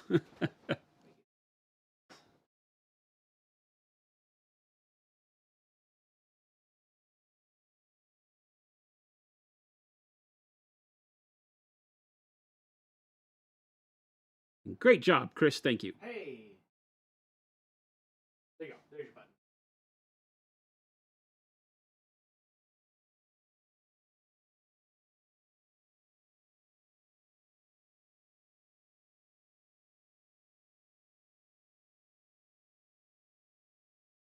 Works for everybody. Bing, bing, bing. And Hey, man. yes. Now, am I going to find you over there 2 hours from now? Probably. Okay. Bye, everybody.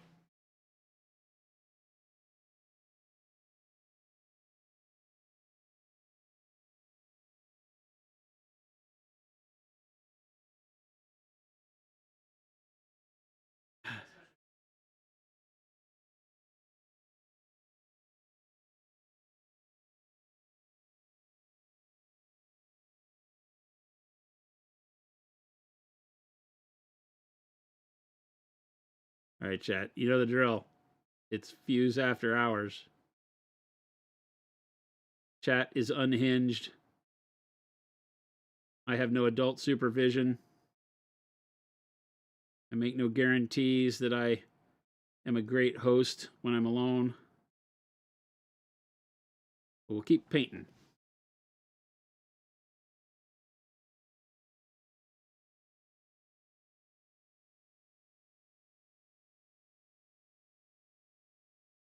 Poop Tempest, what is secret sauce? It's the internal working name for our answer to speed paint. So yeah, it's like a contrast. We have a medium and 12 colors. Technically 13 colors at Adepticon. One of them is only available to the VIP bag people that signed up and got VIP bags, which are all sold out, unfortunately. And then if we have any left over from the VIP bags, I forget how many they asked for. It might be like 1,000. If we have any left over, then we'll take that and sell it as singles.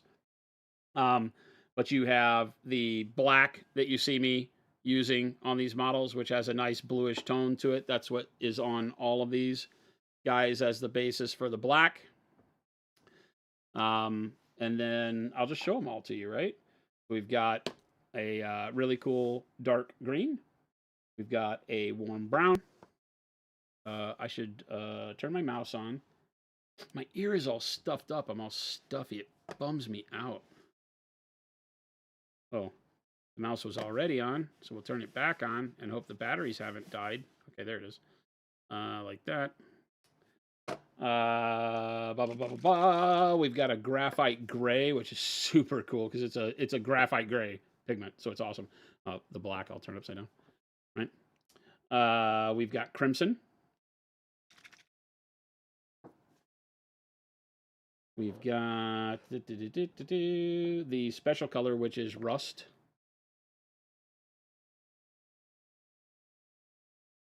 We've got orange.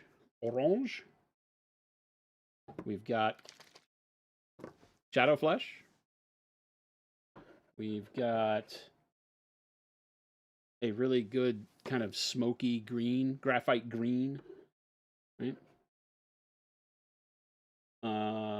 And then the dark green brown, which I've been using for a lot of the dark green brown and the warm brown are the two I've been using for like all my leathers and stuff. Yellow, blue, and then the medium. Is that right? 3, 6, 9, 12, 13. No, there's one. Oh, and purple. Purple. Which is kind of like a royal purple. So that's the line that we start with. And then we will be adding them in chunks throughout the year. So the goal is to get like 42, 48, something like that done this year. I don't know that I actually have 48 colors I want to do, but it'll be somewhere in that neighborhood. And we've been using all of them here live to show you how they act. And this Uroni army that I'm doing for Conquest, is an army where I'm doing the heavy lifting all with these paints, with the secret sauce. So all of what you see here is being done heavy lifted. Even the first highlight on the red ribbons, which are the bulk of this model, was done with the crimson special sauce mixed with an opaque color. So you can mix it with our normal Pro Acrylic colors and tint it and shade it and paint with it. So they are very, very flexible colors, more so than you've ever seen through this type of paint. It's very good.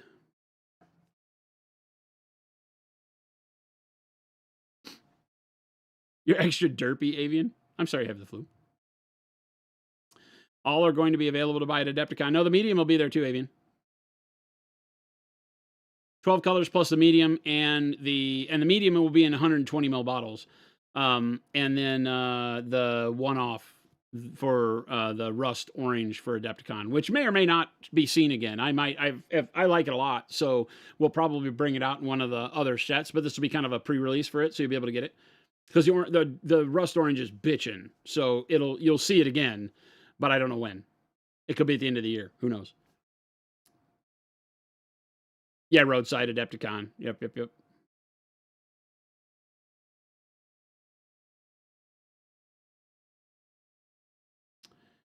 You will get a insert for the retail racks. Yes, Nick Pie. Does getting into the class get us you a VIP bag, Sigavax? To my class? I'll talk to Chris. We might pull aside and give them to people in our class too, the orange. That would be cool. We'll be doing some giveaways at the booth, and we'll sell them at the booth as well. So, but you don't get a VIP bag for coming to the class. You have to buy a VIP bag through Adepticon's registration. I know they're sold out. I don't know how many there were. 500, 1,000? I don't remember. I don't know. How does a medium differ from glaze, wash, noosh, etc.? Pseudo. So that's a great question. All of our mediums do something a little bit different. They're all able to use specifically for their intention. Some of them cross over and do similar things. The glaze wash medium, will start there. Glazes and washes are filters. Glazes, and here's a good way to describe what a speed paint is. A speed paint is a hybrid wash and glaze, right? Because a glaze, when you turn a paint into glaze consistency, a glaze is not really a product, it's a technique, but we talk about it as if it's a product. So when you take a thin paint and you, something that's see-through, right? Translucent thin is what I mean. And you paint it over another color, that stays where you put it. It doesn't flow into recesses. It just puts a filter of color over a base coat. That's a glaze, okay? We do it for highlights, shadows, midtones. You can use any color combo you want. You glaze to alter color. You glaze to add little hints of color, like I'm glazing the white blue on right now to get very little hints of brightness, so I'm not just shock of brightness on the armor, right? So that's glazing. And you can do it in big areas, small areas, whatever. So that's glaze. So the glaze wash medium does that. If you just add paint to the glaze wash medium, you make glaze. If you add water to that mixture, you now have it turn into a wash. So it takes the same idea of a semi-transparent or a semi-opaque paint, and now it makes it move into the recesses, and it leaves less of the color on the top surface and more in the bottom where you want to shade. So when we say washes, we're generally talking about shades, something that goes darker in the crevices, right? There's effects you can do by making it lighter, but typically it's a dark color. And so that's what glaze wash does. Noosh. Noosh is a subtractive weathering medium, specifically. It is meant to add color to, put it on a model, and then wipe it off. And the paint stays where you can't reach to wipe, okay? That sounds funny when you say that out loud. But, you know, recesses, crevices, panel lines, anywhere you don't want to touch it, it lets the paint stay there. But it moves along the surface more. Noosh is made to empower acrylics to act more like oils. It takes them a long time to dry, and not only does it take longer to dry, but they move on the surface. You can wipe them off. So just a wet brush or wet paper towel or wet sponge or something will wipe the paint off the model and only leave the paint where you don't wipe. So it lets you do streaking and grime effects, various different weathering filters. You can leave it on longer and it starts to add color to the surface, but when you wipe it off, it lessens the color. So you can use it for dot filtering and things like that that are typically used for heavy solvent paints like enamels and oils, but it's a water base. So it's made to be a easier, safer to use product that does some of what oils and enamels do. That's it, okay? Now, could you cross over and use Noosh for some of what you use glaze and wash medium for? Sure, you can use Noosh to extend the dry time of your paint so you can wet blend with it longer. Glaze wash medium does that too. but that they will have some similar function, but they're at large doing totally different things. Okay. Obviously, the varnishes are the other mediums, and the varnishes are what they are. They're meant to matte or gloss your paint. And then this medium will take the paint and allow it to do both the function of a glaze, which is leave color over the whole surface, while also dragging pigment in an intense amount into recesses to add that first punch of base coat mid-tone, right? So you get a little bit of shading, a little bit of contrast, is why a GW called theirs contrast paints, because you get a bright and a dark version of the paint when you put it over a bright primer, white, ivory, taupe, something like that. Or better yet, when you do it over a zenithal primed model. Right, so one where we've done pre-highlighting like I've done on these guys, right? Where you've got black primer and then a dusting of white primer. We just did this with our Monument spray primers, right? So this was just a real quick dusting out of the rattle can. So it doesn't have to be anything specific. You just do black and then you do white over the top and then you paint it. And then it gives you, bright and dark areas and allows you to get a lot faster head start on painting however you want. The thing that I wanted to do, because I don't like these types of paints, is to make a version of them that was available to paint as well as you want without having to be a fantastic painter. You can push the limits of your painting, no matter what level you're comfortable painting at, with our secret sauce paints. That's not the name, but that's what we're saying out loud right now, right? So that's the difference. That's the thing. $6 a bottle. Loots. Our standard line is $5. These will be closer to $6. I don't have final pricing on them yet until I get out of production. But they should be closer to $6. So not much more. Noosh, brought to you by, hey, no free press for dude wipes.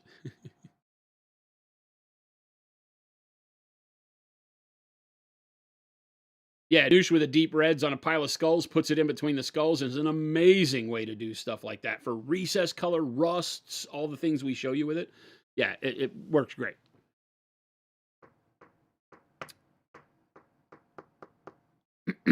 Yeah, I think in euros, we keep everything the same price. So whatever $6 is equal to in pounds and euros is what it'll be. Right? Or $5.75, whatever. They'll be more akin to our wash price. They're just a little more expensive than washes to produce. Our washes, I think, are $5.75. Is that right? Question mark. When do you find out the real name? At Adepticon. Well, probably before Adepticon when the marketing starts. So it'll be somewhere in like late February, early March. We typically start marketing about a month ahead. We may wait a little bit longer because these won't be marketed to retailers until after Adepticon. So they won't hit the streets on the website or for general sale at retail until after Adepticon when we do the second production run. We're having to step up production timing just to make enough for Adepticon. And that's where we'll do the release. So you'll get pre-release, and then it'll probably be 30 to 45 days, maybe 60 days after that the general street date goes. So consider it to be April, May for general launch.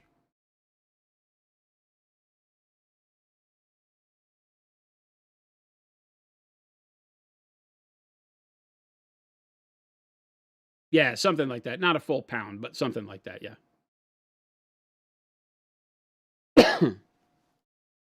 Nick Pye says, is it the medium that costs more? There's a lot of more expensive products in it. When you say medium, there's no such thing as like medium. The medium is the compilation of all of the resins, matting agent, everything else. That, water as a solvent, all of that makes the medium. And then you add pigment to it, I guess, is the way you would look at it. But there's also other things in there, like wetting agents and...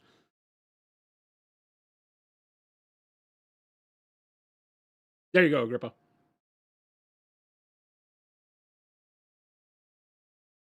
Fjord Horde says, I'm going to be super disappointed if you call him something other than secret sauce.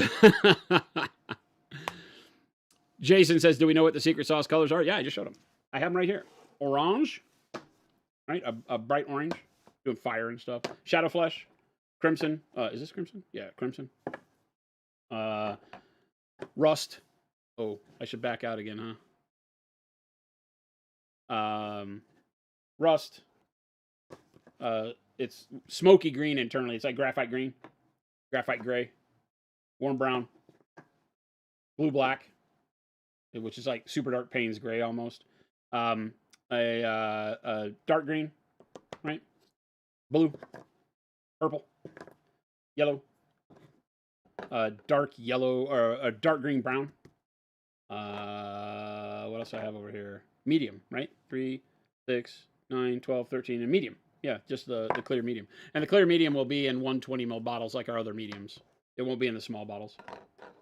And I've shown the medium, like I've been doing the jade here. What else do we put in the medium? Metallics.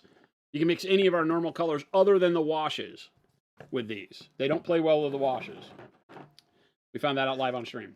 So we went back to the drawing board and we said, yep, they're not going to work with the washes. Right? The resins don't like each other. So we will, you won't be able to mix the secret sauce with the washes to create colors. It shouldn't be a big deal. All of the washes have colors.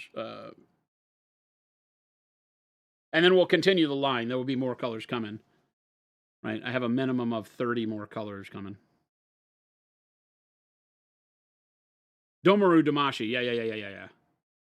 You mailed me $15 to build yours? No. You mailed me 15 of these to build? I was your friend, I am now your worst enemy. I will refuse that shipment. These models are so rad that you would want to build like a whole army of them. You know, not gonna lie. Like I would be like, yes, I will build an entire army of these Domaru. And then you build this one. It is this model in particular. This one is easy. I will say this one's easy. The other two actually are easy, right? So they each come on their own sprue frame. Those two frames are pretty easy. There's maybe, gosh, I don't even know if there's even a single thing on this one that's tough. Maybe getting this one little hip plate to stick. Because they tell you to put this on early, and I put it on late. And that's the only thing. Some of the instructions are out of whack. So they said to like put this on the ribbon before you attach the ribbon to anything, and that didn't make any sense to me. So I left it off and put it on late, which wasn't a big deal at all. Everything else on this one was easy. The other one, pretty easy. This one, nightmare. Until, and I'll give you the secret. I don't know what step it is because I don't have the instructions here. I built them at home. I built these at home during a blackout. It was in the middle of the day on Sunday, so Jen and I moved to the dining room table and opened up all the windows, and we did this by sunlight coming into the house because we had no electricity. She was building a puzzle, and I built this. So this guy is, it has all the building of the waist and all the ribbons down, because all these ribbon sections are separate. None of them, on this model, none of them touch. You can see like down at the bottom, none of them glue together. None of them touch anywhere. So there's nowhere to connect them down low. So each of these pieces goes up to another piece up here. And in the instructions, it has you build this waist belt section, which is just two pieces that make that elliptical waist that goes in there. It has you build that last for the lower body and then pop it in between the other three pieces, which is the butt plate and the two hip plates, right? This plate is part of the belt, I think, yeah. But the two hip plates and the butt plate have 1, 2, 3, 4, 5, 6 ribbons. So all of these ribbons, except for the two arms, are part of the hips and the butt. It has you put the hips, attach it to the butt via just this one little connection point where that rope is. It literally has this with its ribbon and this with two ribbons connect right there. Nowhere else. And it says, fine, do that. Don't do that. Put all the individual hip pieces and butt pieces together and leave them aside. Don't glue them together. Then put the waist together and then glue the hip pieces to the waist and then snap the butt plate in behind them. And the only thing you need to do when you're doing that is make sure that you don't press the hips so close together that this won't fit. There. I just saved you an hour worth of cursing. 1 hour of cursing. I just saved you. Thank me later. That's legit the only problem with this model. Once I did it, it was easy. The rest of it's easy.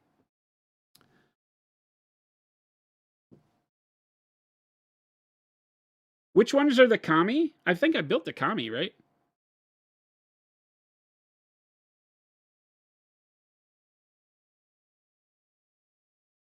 Which one are the Kamis? The dual diorama is bitchin'. That's resin. Right? That one's resin. All of those are resin. What are the Kami? I got Kappas. None of the other models have been bad. What are the Kami? Are they the big guys? The sumo guys? They were easy, dude. These guys were all easy. There's not a single bad thing about these. These are easy. Now, they have seams on the top of the thighs. So that kind of sucks, right? They have like joins on the top of the thighs, which is kind of a bummer.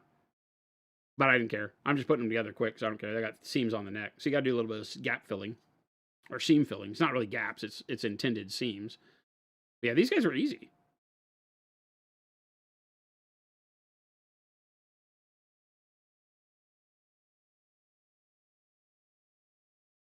I have not. I only have one Kitsune. She's down in the box. I haven't built her yet.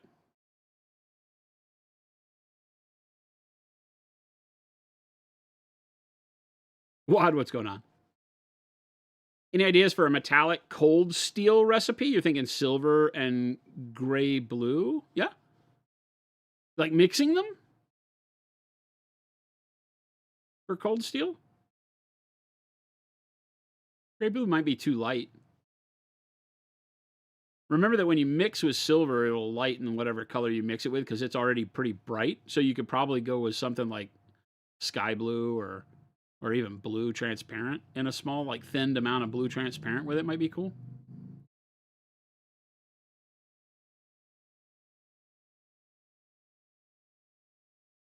Fallen Divinity is a really cool model, yeah. Jordan painted it on stream a long time ago, like when he first got here, I think, right?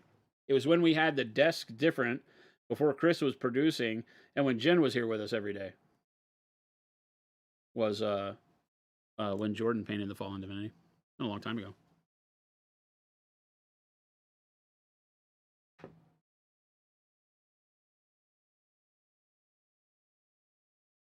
He had an old Dominion army, but he got rid of it. Now that I have all these armies, he's back into it. He's like, oh my gosh. He wants to build either the Sorcerer Kings army that we have or the Weaver Courts.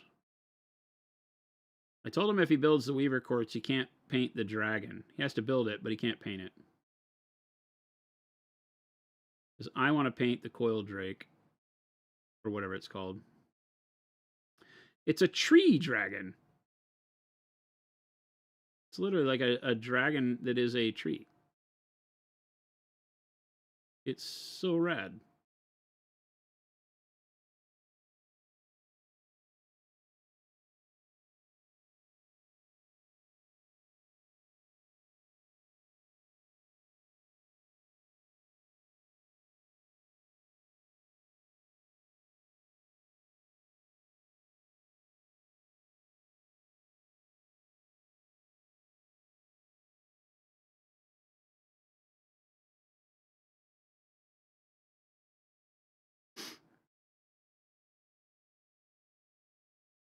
Your daily dose of Jen.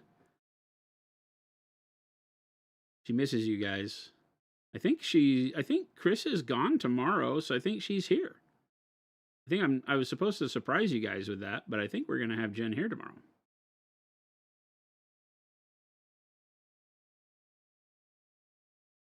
Is the plan. What if Jen were to produce? You guys got to be nicer to Jen than you are to Chris, because them's the rules. If I bring models you need built to Adepticon, you'll hang out and build them for you and shill paints? Awkwardish, you don't want to say that out loud. You don't. You don't want to say that. Messing around with that one company, Space Soldier. Should I go Mortifactors or OG Crimson Fist? Oh, loots. Both are good, right? I think Crimson Fist are rad. So, it's a hard one for me.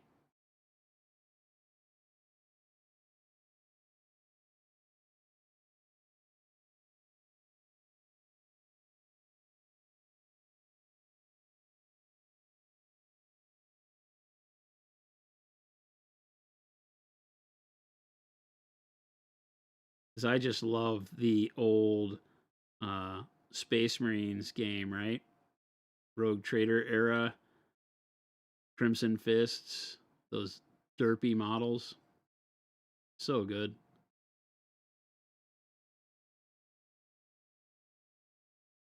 It just had YouTube feed my algorithm a guy who did a video of building them here recently. He didn't paint them, though. He just built a whole set of that Space Marine, which is really cool.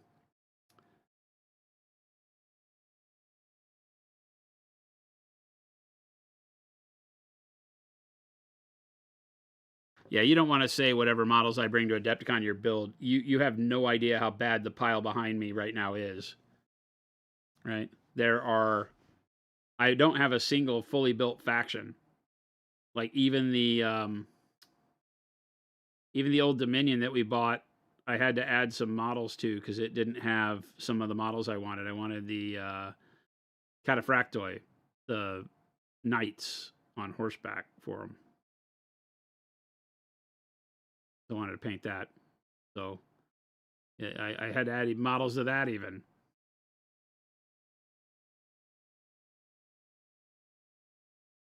I think they're sending us a Spires army. And they're definitely sending us some of the Spires new monsters, the beasts that they're coming out with. I'm excited for those. Those models are rad. So we're going to paint one and give one away. So those release on the 30th. So as long as Parabellum gets those here beforehand, I'm going to have one. I should have one here to paint before release. So we might switch gears on Uroni again and paint some of that. We've got some Star Wars Legion coming up next week. I'm excited to do that. Chris got my army for Adepticon all laid out from the list Dallas sent us that we'll be playing. So more Rebels and Wookiees. I love Wookiees. We'll paint some more Wookiees and Rebels, and I got to build my Rebel Commander and stuff, but that's going to be fun. Don't tell Dallas. He may be in chat. We got a big surprise for him at Adepticon. He's either going to love me or hate me. So I'm excited to find out which. I'm excited to find out which. But I'm excited for my Rebels. That'll be, because of that, it's going to push me to like have a finished Legion army, which if I had thought about this, I should have done it differently. I should have done Stormtroopers because I already have a Rebels Legion army from years ago. It's not the new models, so they're not as rad. But I have a Rebel army, with a Snowspeeder and Tauntauns and the Chicken Walkers and all that stuff. So I have a lot of Rebels already.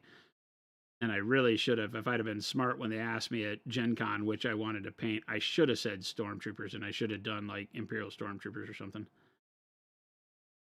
So that's on me. Never again. You're really enjoying basing yourself? Why are you basing yourself? Did I get 100 Ewoks? No, I was going to do Wookiees. We were going to try to get L Firespray to do a ton of Ewoks. How to kit bash the Plasma Fist the one guy on the Rogue Trader cover has. Plasma Fist. Power Fist? What is a Plasma Fist? Am I missing something?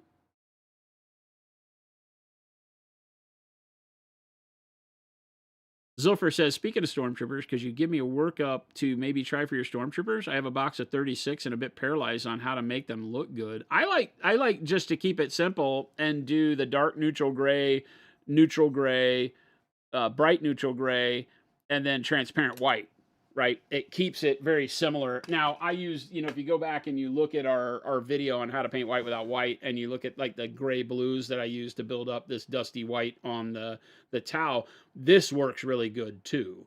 But on Stormtroopers, I like them neutral because that little splash of black in between the armor panels building up to the blue works really well, or building up to through the grays to the white works well. But there's no reason why you couldn't also do this with the dark navy blue, and then building up through white through the cool grays. I think works really well. So go back and watch this video on our YouTube channel, and it gives you a fantastic way to do it, brush or airbrush.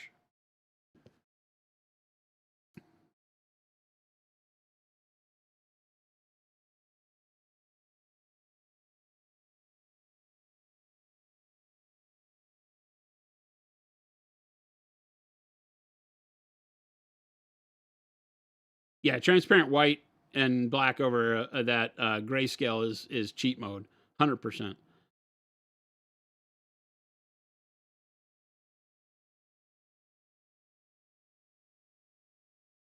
Oh, Avian, he has a plasma gun, like over under the what do they call it? The like the storm bolter layout on Terminators, or like Marnius Calgar's bolters, right?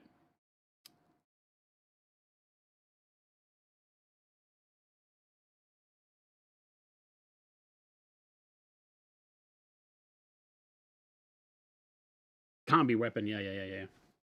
Like, yeah. I was just trying to think of. I guess they do just call it a combi weapon on Terminators too. They're just bolted to their arm. No, the Terminators carry them. Yeah. Terminators carry them the way normal people would. I say normal people.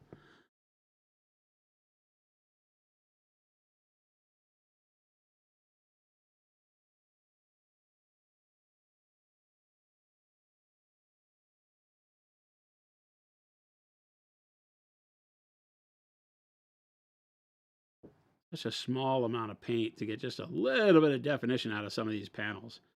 You don't want to overbrighten it because then you turn it into just being like, white or beat up gray. So I'm trying to keep the overall highlights to a minimum. If I get too bright, I can go back and take Payne's gray and filter it over the top. So I'm not super scared of overbrightening, but I'd like to keep it fairly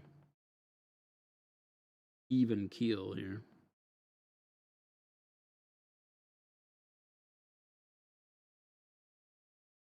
So I'm literally just painting with the tip of the brush.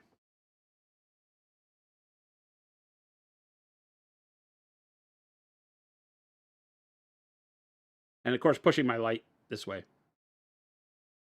so that all my brightness is leading to my light source being off this left shoulder. Our right, his left.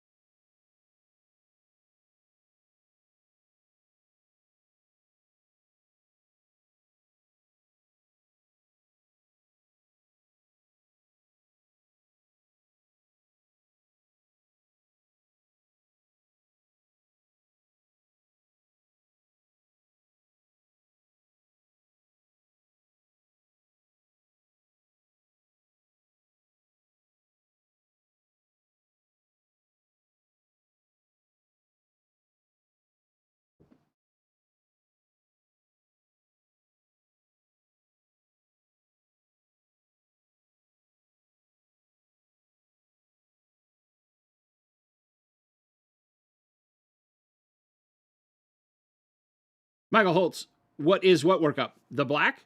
What are we looking at?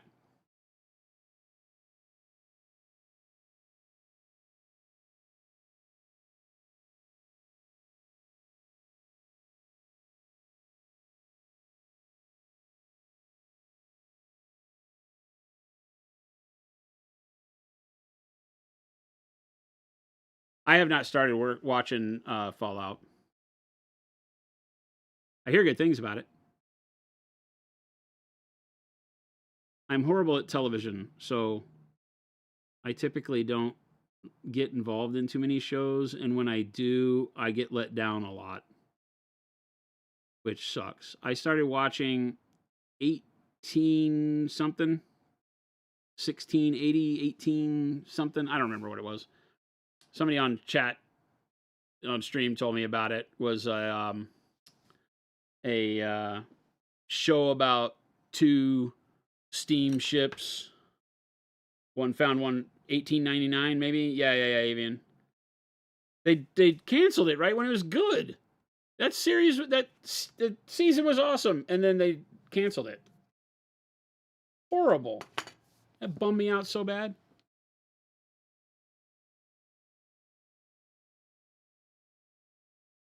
Michael Holtz, the black. So the black is starting with a Zenithal Prime model, right?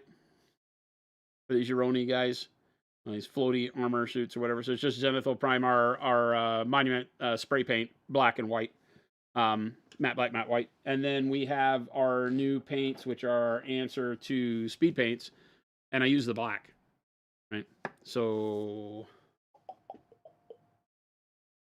Here's one.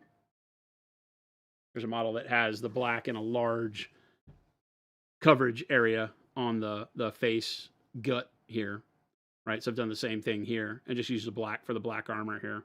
And it has a bluish tone. You can see the bluish tone across the bridge of the nose and this side of the face, right? You can see that. Now, these highlights I did by mixing it with white blue. But you can see right here on the upper lip and the nose where it gets a little blue. That's the way our black secret sauce works.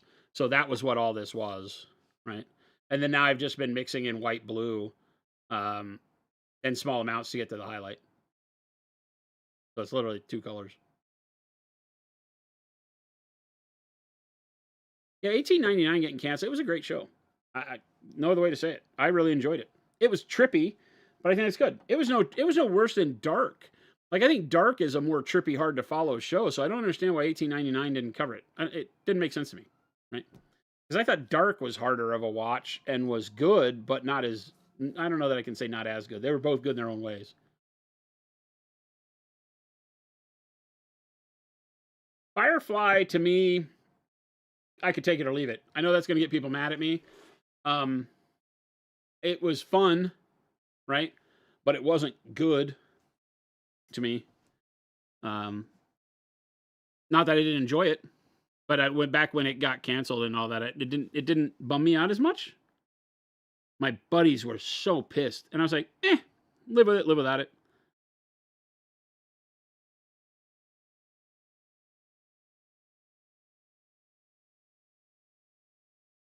It had some really neat elements to it, but it never really jazzed me that much. I never really got to a point where I super cared.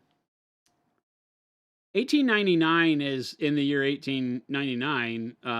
There's a passenger ship that is sailing, I think, from America to Europe. I may be wrong on that. It may be going the other direction. And in the middle of the ocean, it finds a sister ship that's identical to it, set adrift, ghost ship style. And they only find a little boy on it, and then hilarity ensues. Not hilarity, it's not a comedy at all. Just trippy, Cthulhu-esque type stuff, but it's not a Cthulhu thing. But some really trippy stuff starts happening. It's a good show.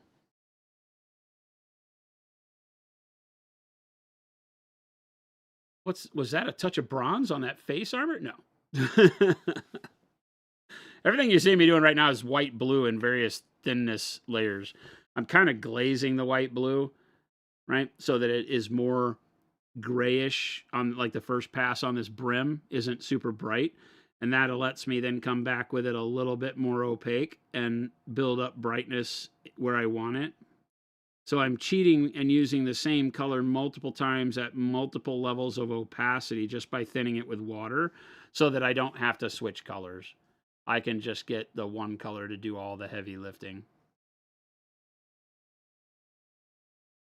This is a spectacular way to get used to using your color because like right now, no water in it at all. So hardly a lot of water, medium, and then with no water lets me come back in and finally put a little blip of shine on that brim of the helmet.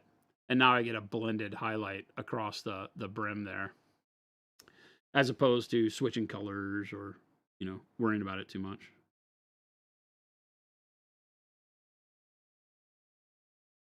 For some people, they get bored using the same color all the time, so this might not be the best thing in the world for you. But for me, I'm like, yeah, I would prefer to just use the same color and thin it to different levels because it will look like different colors on the model at different opacities because it'll let more or less of the color beneath it show through. So hope that makes sense.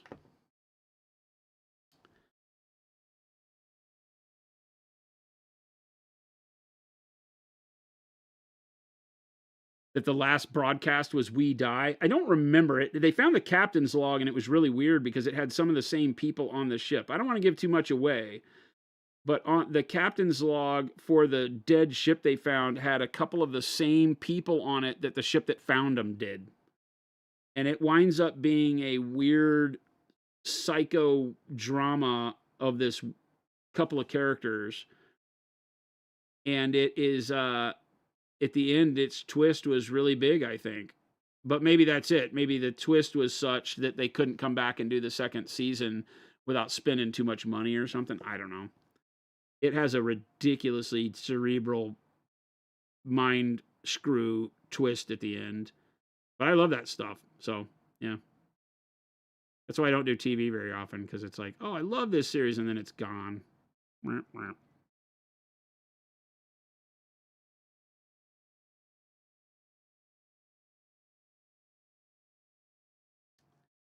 womp.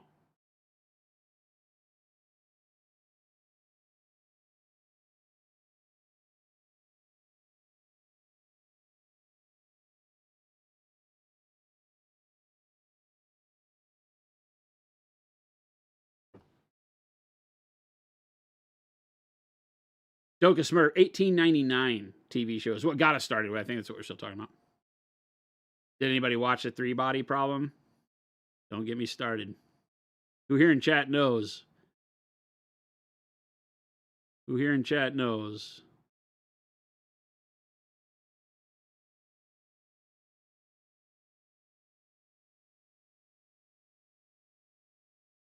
Don't get him started.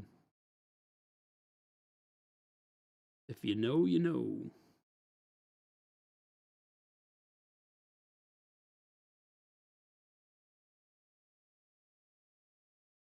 Mo knows.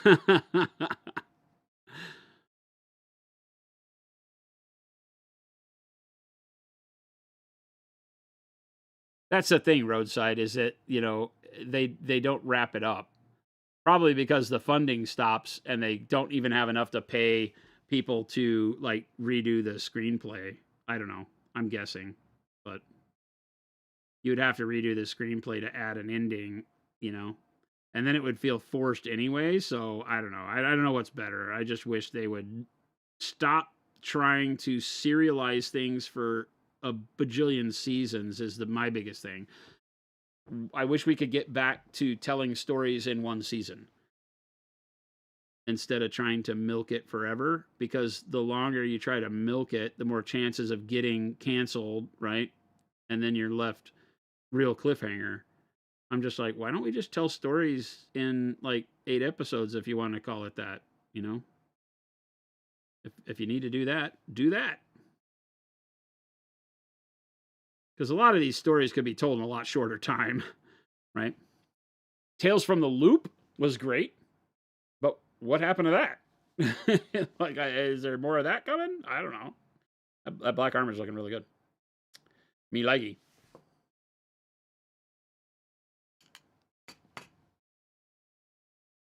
We're watching Mobland too. Shorzy, I haven't watched. I see the clips on YouTube because I follow some hockey stuff. But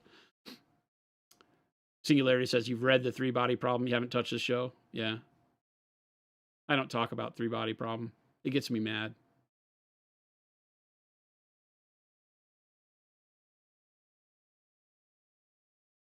Stranger Things, where it's the same story every season.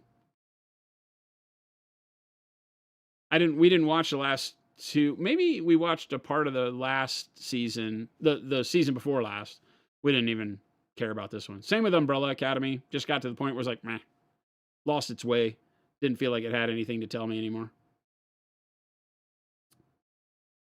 So many shows abruptly stop with the funding rug pull. Yeah, exactly. The money moves and you have no way to pay for doing anything different. And a lot of them are trapped and can't go get other funding because the rights are owned by the people that pulled the money. And they don't give them the rights back. So that's a bummer, because it's like not even your producing crew can't even take what you wanted to make to anybody else to get it made until the rights run out, or you buy them back. Worse. I've heard horror stories about all that stuff.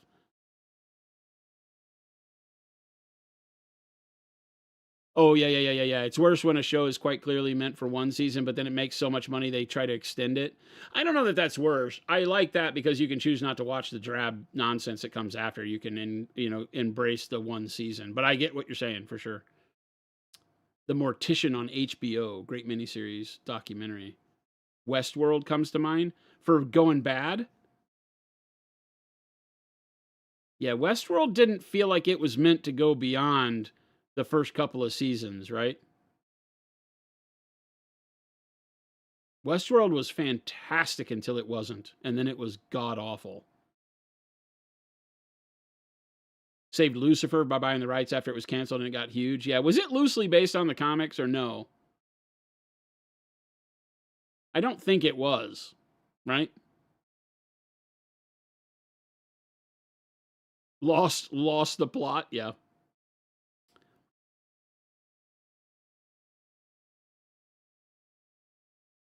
Yeah, exactly, Zilfer. Seasons 1 through 4, even some of 5 in Game of Thrones, phenomenal. And then boop.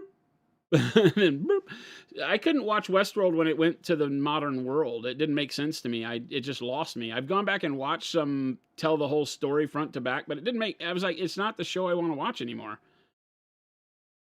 Yeah, Future World and all that stuff. It's like, what? But the Lucifer comics, I don't think, are anything like the show. Because that all happened in like the Sandman universe and stuff. And that's not what the show is it?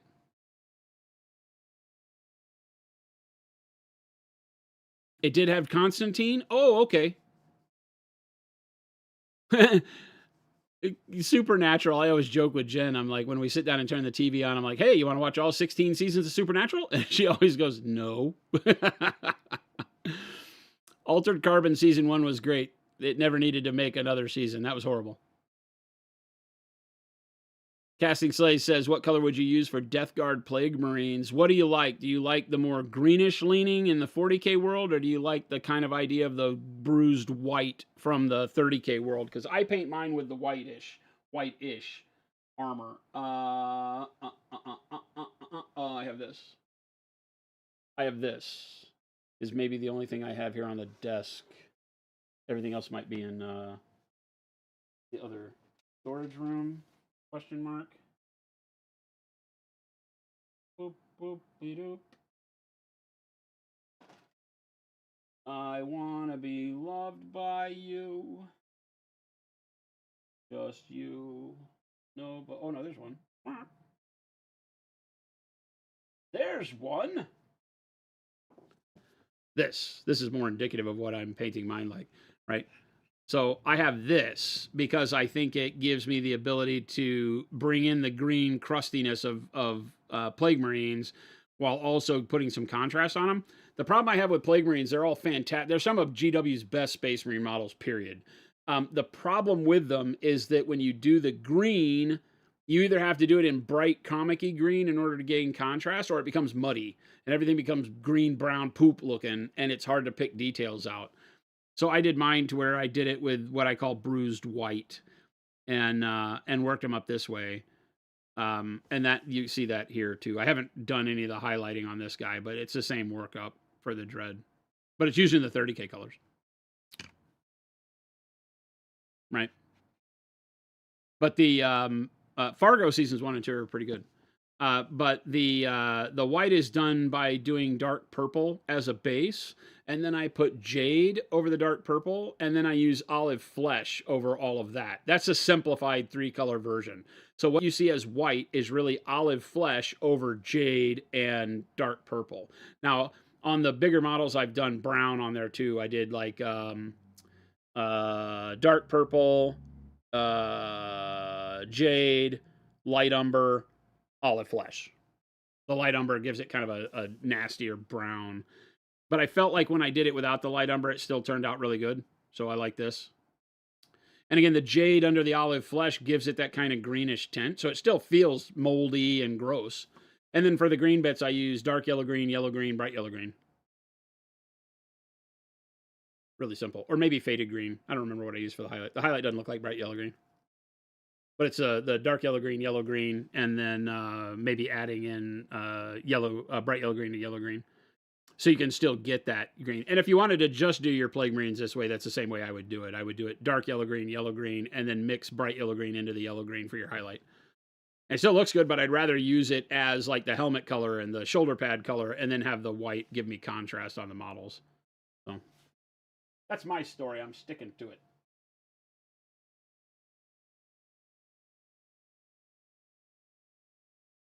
Here's another one at various stages of completion. You know, using the green on the shoulders is kind of cool. It's an army I should finish one day.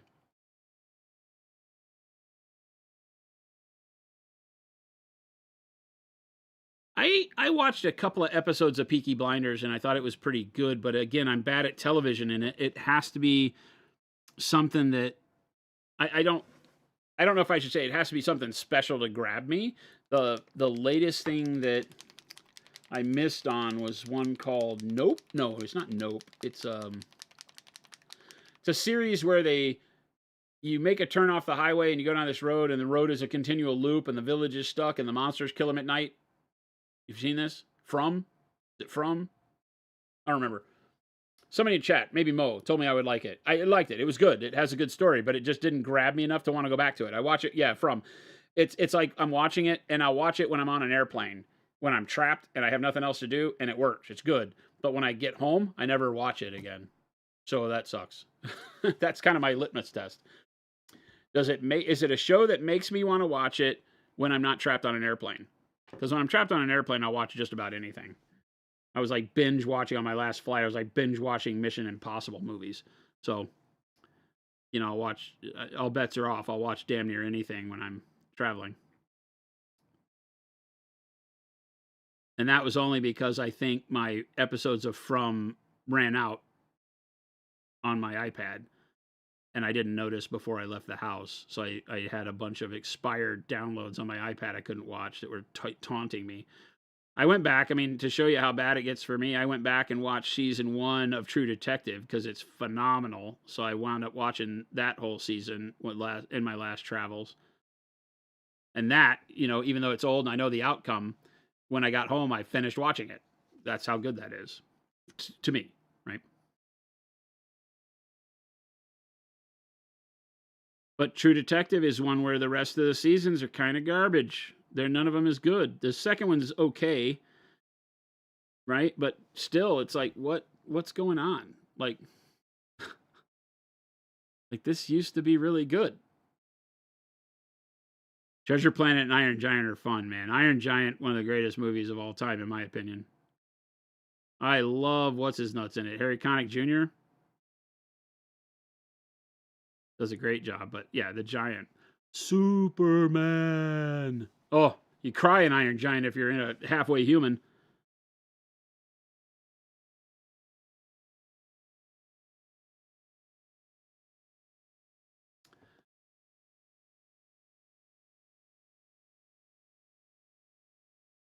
And not a gun. Have I watched The Wire? We started watching The Wire, and The Wire season 1 was phenomenal, and then it lost me. Not lost me, but you can just see that the attention to seasons beyond 1 sometimes don't have the pull. We need to go back probably and watch some more. I think Jen may have gotten a little less enthused about it than me. She pilots a lot of our TV watching, and so where she goes, I go.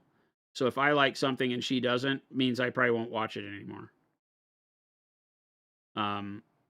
But yeah.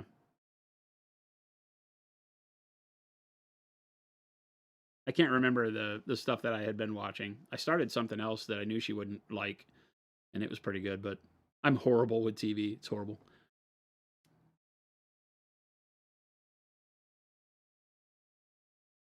Avian, exactly, right? Yeah, Vin Diesel was the Giant, I think, right? What's closest to Coast Guard red and blue? Ah, isn't Coast Guard red and blue the same dark blue and red as the U.S. flag? So I would think bold pyral and like a mix of dark blue and blue on our end. But I don't know. I can't see the Coast Guard flag in my head. The Hades games are your airplane time killer? Oh yeah, I would play I forget what the damn little roguelike is that I like playing on the airplane.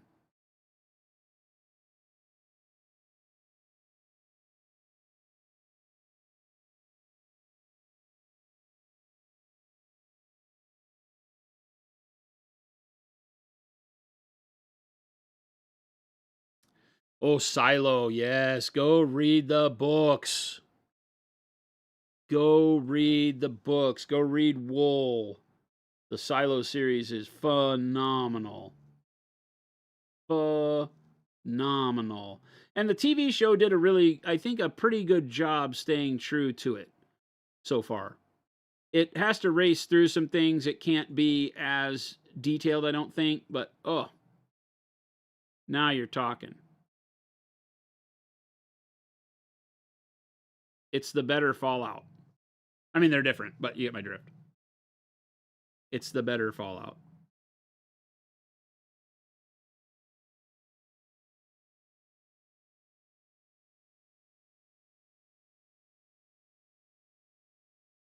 It doesn't have anything comedic, though. It's not a laughing movie or a laughing man series. You don't want Silo to have humor, I don't think.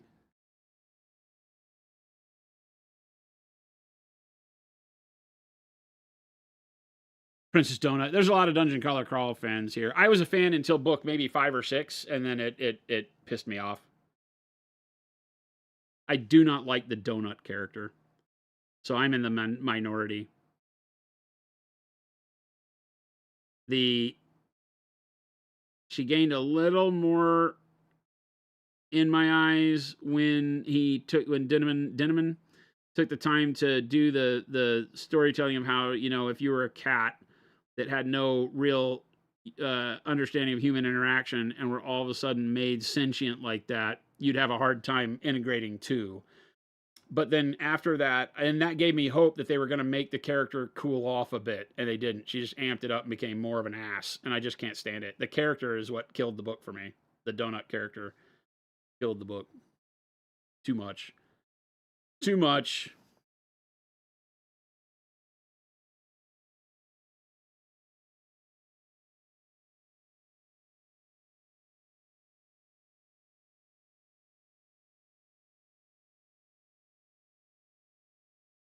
You read Wool, felt the story was nice and contained. Do the sequels work? Yeah, 100%. They're really good.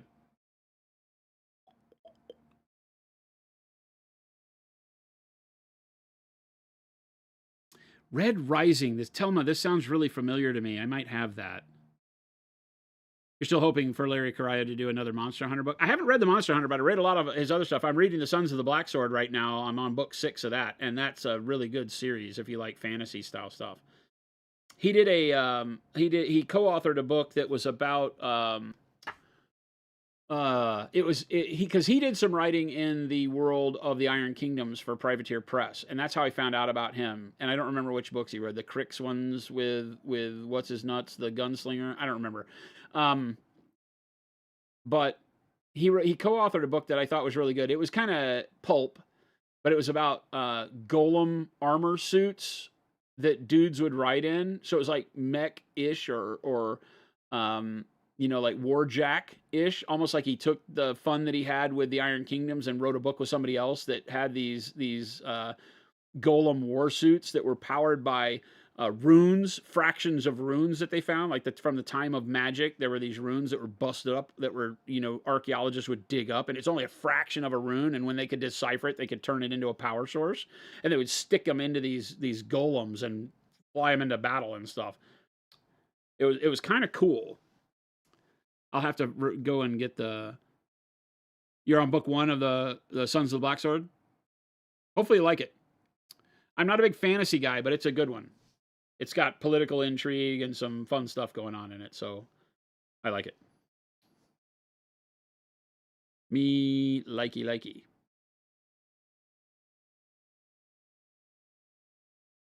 Like I said, I'm on book 6. And it's only getting better for me. It's very intriguing because the Sons of the Black Sword feels like a sci-fi book in a fantasy book costume. So I'm not sure what's happening. I'm not going to spoil anything, but it feels like there's a Planet of the Apes ending coming or something, right? You know what I mean? But I don't know. I could be completely wrong. It's a great series so far.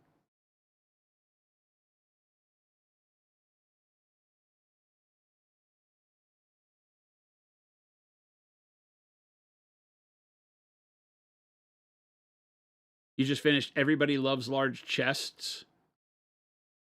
Is it a lit RPG book? I'm not a fan of those, I'm finding out.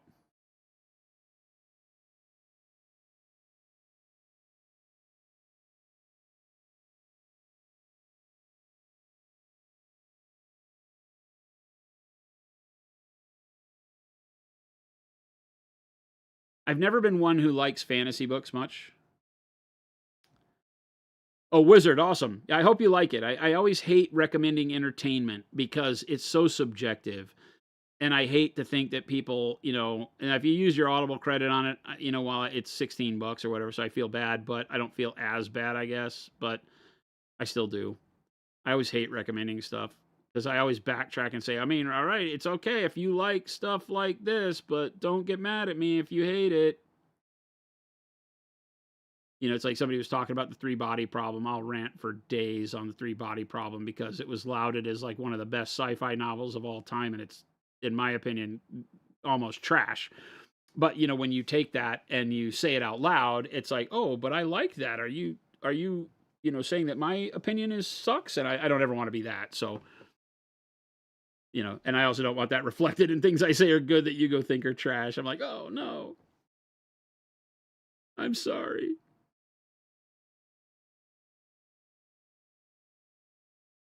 I have another series that I picked up that's called The City, and it's one of those where it's like early 1900s San Francisco, beat cop that loses his family and he starts doing opium and opium dens, and then he gets pulled into this world of intrigue. The force need him to come back and solve a case, and takes him to an underground world that's like, the night side kind of thing, where demons and crazy monsters and stuff are. And those always intrigue me and very often let me down, right? Because it's very hard to write those, I think, and make the world, number one, believable. And you can tell when it's somebody's like, not first book, but when it's not a high grossing author, they stick them with these crappy people on their audiobooks as far as narrators go, and it has a crappy narrator. So that's the thing that's killing me right now. So I may have to just go buy the book and read it because it's intriguing me, but the narrator's garbage on it.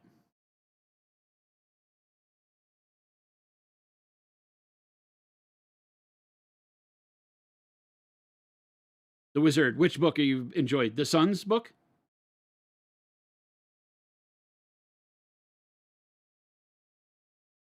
Winky, what is the name? Stalit Winky? Man, I'm butchering your name probably. You just got one of your synthetic brushes and can't wait to try them out. Awesome.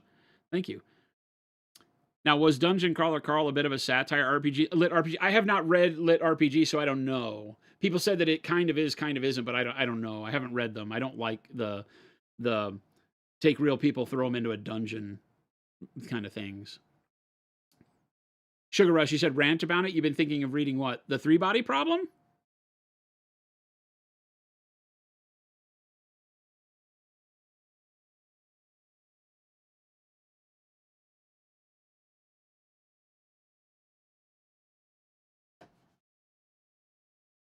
What is Cannibalistic saying? Everybody Loves Large Chests is not. Oh, it's explicit. Okay, gotcha. No, now the pun is intended on that one, I guess. Okay, gotcha. Yeah, I don't read stuff like that much. Sugar Rush, a Three-Body Problem. It was lauded as being like one of the greatest sci-fi novels of all time, and the premise that it is built on is completely false, right? And so it makes no sense to me. So either I missed a huge chunk, but I've talked in groups of people about it who love it, and they'll say, oh, yeah, but you have to look past that part. And I'm like, no. If you're telling me this is supposed to be hard science, but I have to look past the false part, you're not getting it. Because it talks about a planet. The three-body problem is that there is a planet that aliens inhabit that has 3 orbiting suns that don't orbit they orbit in a random orbit. And so it wreaks havoc on this solar system, right? And so the three-body problem is how to find out how to track the orbit so they could do whatever they need to do to solve it. But it sets up this premise where these aliens live on this planet. They can they can dehydrate themselves when the sun gets too close, and then water themselves again, and they stay underground, but the planet cracked in half, and they live on the half that didn't fall away, and it's like, well, that's not how planets work. It has a bunch of rudimentary, really bad problems to it that are extinction level events that happened to this alien race that somehow they lived through and became galactic faring high technology race under this situation they were on, and never provides a good premise for how any of that happened. That's the MacGuffin. So it has space opera MacGuffin and hard science nanotechnology that it tries to rely on through really bad premise. So you can't ask me to it's very near future realistic and then just throw a MacGuffin that doesn't work out there. Yeah, it's science fiction where half the science makes no sense, and half of it the artist, I think, or the author kind of knows about, maybe. But it was bad. It was bad. Oh, yeah. Okay, short.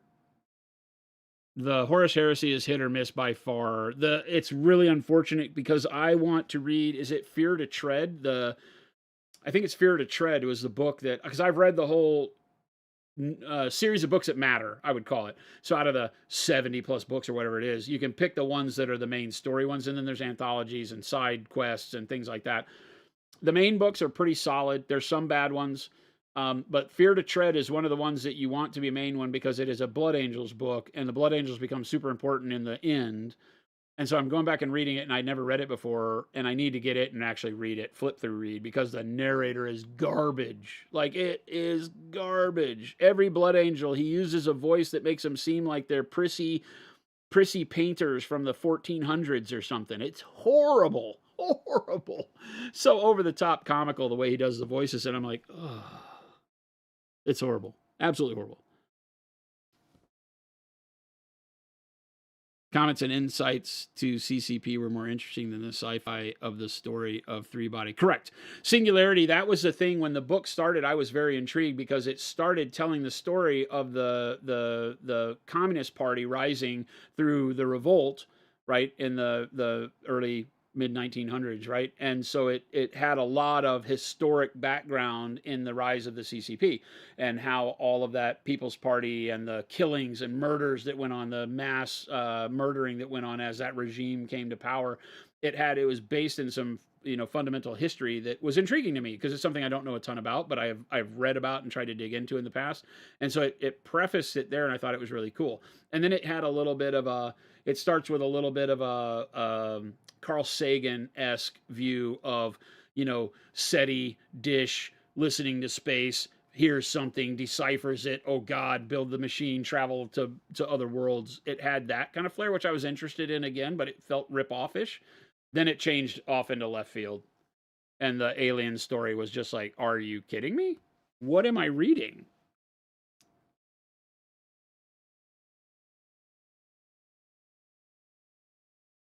Oh, the first Neuromancer audiobook I think was really bad, but that was a long time ago if you're what I'm thinking about. They've redone it, I think. Yeah, it's hard when you have to read books that are about the same Primarch or the same army that are read by different people, and it changes the personality of that army tremendously from the other book when the actual writing and the written narration does not change. They are the same army with the same thing, but the narrator makes it so different, and that's bad. That was just bad management from Black Library. Keeble's great. Yeah, Jonathan Keeble's great.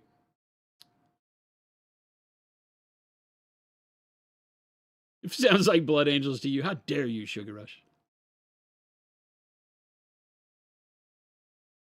Read the Gaunt's Ghosts, right? The Gaunt's Ghost ones are great. The Eisenhorn ones are great. They're great books, and then they're great audiobooks as well. So, yeah, I heard it in the 90s, right? When it was like literally you could get it on CD, right? Yeah. Or tape, actual books on tape. That's when I listened to Neuromancer first. It was a book on tape, like a cassette deck tape. Your Wirehead, your older son does voiceover. Awesome. That's awesome. Oh, yeah. Yeah, the good narrators for like audiobooks have huge followings. People will talk about how they just go listen to the books the narrator does, and that's awesome. And I have some narrators that I have looked for other books they've read and bought those books just to listen to the voice. One of the guys that does the first Formic Wars narration, I forget what his name is.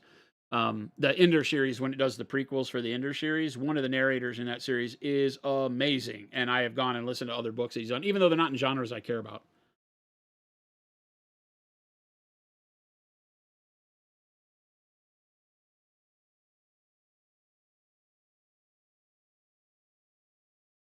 Dan Abnett is the predominant guy in the Horus Heresy. He does a lot of the end books too, and a lot of the ones in the middle Doomsday. He's all over it. But the Eisenhorn trilogy, which is 8 books, hopefully 9 if they ever get there. That's the frustrating thing for me with Black Library right now. Is 2 things. Dan Abnett got the laziest we've ever seen his writing at the end of the Horus Heresy. The last 2 novels are garbage, as close to garbage as his writing can get. They're still good. He's a great writer, but they just wrote it in. It was like 5 o'clock on a Friday. He finished the Horus Heresy. It was really disturbing the way those novels ended. There's some great parts, but some horrible writing. Aaron Dembski Bowden and he just kind of trashed the end of it, I thought. And then he is writing the Eisenhorn stuff. Of course, he's written all 8 of the novels that are out there. And the Beckwin series that's out now is supposed to be the last trilogy. And it's supposed to lead into huge earth-shattering changes for the whole 40K lore, the game, and everything. And they've postponed it because of business. And I get it. Right? They wrote it to that point and were probably planning to do something in 10th edition, but held back, whatever reason. And now we don't hear anything. And it's been years. And it's like such a great story. So it makes me really heartbroken if they've decided to change what they were going to do. Because I think what they were going to do was going to be amazing. And now I think they've chickened out. And we won't get that book because of it. Maybe they'll impress me, but I don't know. Aaron Dembski Bowden is a great writer, but he is a Chaos fanboy and has daddy issues. I'm just going to throw it out there. Fight me. Fight me. Whenever they need a Chaos fanboy book, they have him write it.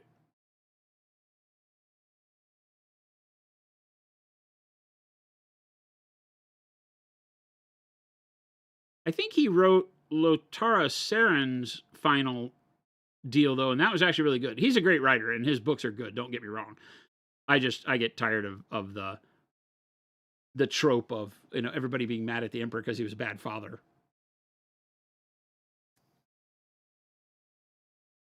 It's feeling like Game of Thrones on the Beckwin stuff. Yep, it's like we're never gonna get the Winds of Winter, or whatever it's called, right? We're just never gonna get it. We're never gonna get the end of Beckwin. Or maybe they'll surprise us and they will, and we just don't understand why it's taking so long, right? I can only hope. I would love to be a fly on the wall in those meetings to kind of understand what's going on, because that is an amazing series, and I think an amazing risk that GW was taking with the way they were taking the story. I'd love to see it come to fruition. What do I think they were going to do with the story, Jason? I think that they were bringing, I don't know, but the King in Yellow turns out to be Constantine Valdor. And so Constantine Valdor has gone off into a pocket universe that he created somehow. We don't know. That was kind of the MacGuffin. It's alluded to in there. But through means unknown, he's created a pocket universe where he has, over the entirety between the Horus Heresy and the 40K universe, been developing an entire armada, basically, of custodes and nulls, right? So he has like the biggest armada known in the galaxy that he's going to bring back into this pocket universe to revive the Emperor. And we have Gilliman questioning everything right now, thinking that, well, if the Emperor acts like a god, isn't he a god? And Gilliman knows and has found that the Book of Lorgar is what the Imperial Creed is. And so he knows but hasn't told anybody, and is fighting that world of dealing with in order to keep the Imperium, because Gilliman's run by order and law. And he's like, well, if I tell the truth, we have disorder and unrest, where if I keep going with the way it's going with the Inquisition and everything, we have law and order and everything stays true. And so you have Gilliman on the one side doing with the Empire what the Emperor would dread. And then you have the Emperor waking up because he acted through the little girl on the battlefield to save Mortarion. And then you have Valdor in this pocket dimension with an army that nobody can stop that's filled with nulls, because I think the belief is that the army of nulls kills chaos, because chaos can't live around nulls. And so they have this army of Beckwins. They've cloned Beckwin. She is a clone, and they've cloned more of her. And so they just have this army of nulls, like the highest powered nulls and psychers in the Imperium. And so they plan on coming back. My theory is that they plan to come back and divide it into a 3-pronged attack, because no matter how much you care about them, none of the alien races matter. The Tyranids they use as the big gotcha in the background, but they don't ever matter in the storyline, really. They just make interesting gameplay. But the story is always about humans versus humans. It's chaos versus the Empire, or the Imperium. And I think they were going to make the Imperium split again, to have another mini heresy within it, where Guilliman goes on one side against the Emperor and Constantine Valdor. And you would probably get then the Primarchs divided in 3 ways. You probably save Mortarion and put him back with the Emperor, because he never wanted to turn to chaos anyway. He just turned to save his legion. So that's where I'm at. That's where I'm at. 3-way civil war. Yeah, exactly. That's where I'm at with it. And Dan Abnett had an interview where he said that for the first time with the Beckwin novels, he was being able to have a huge impact on the narrative world and the game. And that's what makes me think that's true, because they would break it off into a 3rd superpower, right? And in that 3rd superpower, you would have the Custodes and all the people that hate the Space Marines, and then you would have the Space Marines, and they created Primaris, which was already a problem, and I thought that was where it was going. Now with the models, though, they're making regular Marines, Primaris Marines, and kind of backtracking on the Primaris thing a bit, so we don't know where that's going. According to a lot of the leaks, they removed the word Primaris from all of the new kits that are coming out with, like, we think in 11th edition, so who knows what's really going on. I don't know. But like the Custodians hate the Space Marines, never cared for them. Valdor hates them even worse. Valdor's like the Emperor's true son. The Emperor, we know, is starting to show signs of either coming back alive or being able to be born into somebody else. So it would make for a neat thing.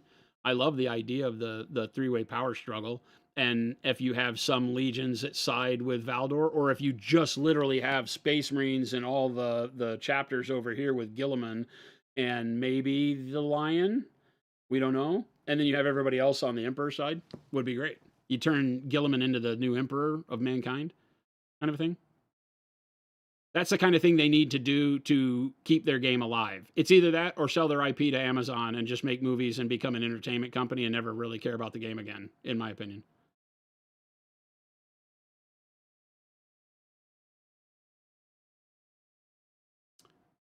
Yeah. I believe, well, we knew from the novel Legion and from the end and the death when the Alpha Legion people are there, that all the operatives that the Alpha Legion planted were meant to have a keyword that when you wake them up with a keyword, the keyword would send them in the direction of where the battle had gone. It was either Horus was winning, right? And they would go in that direction, or the Emperor was winning and they would go in that direction, or this or that, or this or that. They had this slew of keywords to wake them up and activate their programming. They were always on the side of stopping chaos. So whether you think that's loyal or not is where the Alpha Legion was, right? They had been by the Cabal, right? They had been convinced by the Cabal that chaos had to be stopped. That if chaos was not stopped, it was the end of the galaxy or the universe as we knew it, and all life would end. And so the Alpha Legion chose to defeat chaos. I don't think they care about loyalty. I don't think that was in there, right?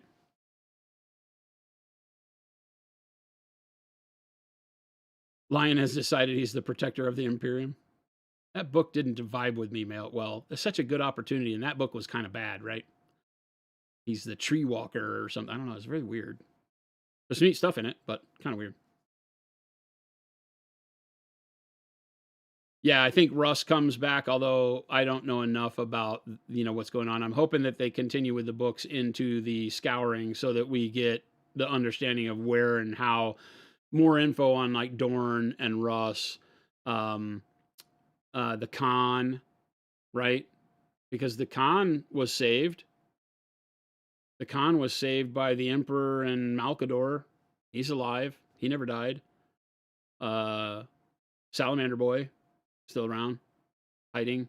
A bunch of stuff I don't understand. He was pissed though, right? Um, what's the Salamander Primax name? God, why do I not know this? Son of the Forest. You thought I was alone in not liking that book? I didn't like it at all. Brutal. Not that I didn't like it at all. I just don't think it was a good book. Vulcan. Yeah. So Vulcan was pissed at the end in the death. He was pissed with everything that was decided. He was pissed he was left in to fight his brother, and he died 1,000 deaths fighting Magnus, and he's just tired, right? He was just done. He was just like, sorry, I don't like this anymore, and split. So it'd be interesting what he would do if he came back, because I don't think he was a big Emperor fan, or maybe he was. I don't know. I think he was very, very neutral in the whole thing.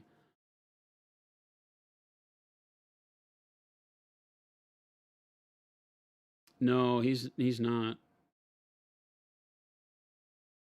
Yeah, so I don't know. I think it's interesting.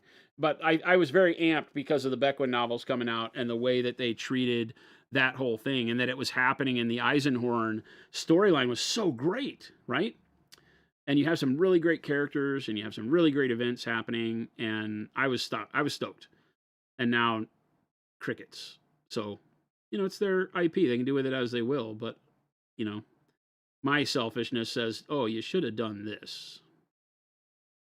It would have been so much better if you would have just redone it." But, they also have got this thing with Amazon, and there's no telling what they're doing with the Henry Cavill thing, right? They could be gearing up to tell this story through visual, right? That maybe the Beckwin stuff comes into culmination, because what they're going to do with Cavill is tell the Eisenhorn story, right? What if that's the case? So there's a world where I think that could be a good move for them, that they're going to, have him be Eisenhorn, or have him involved in the Eisenhorn story. And then we just do a series, like the Marvel, cycle movies, where we do an Eisenhorn, and then we finish with the Beckwin, and then they release the whole new hype. They may have just postponed it for a later date when they have the ability to reach more people, which would make great business sense. It just pisses me off. I want to read it now. Abnet, send me an advanced copy. I know you're watching. He's not watching. What if he was watching? What if he piped in and goes, "Damn it, Craze, you're right. You're hired. Come run Black Library."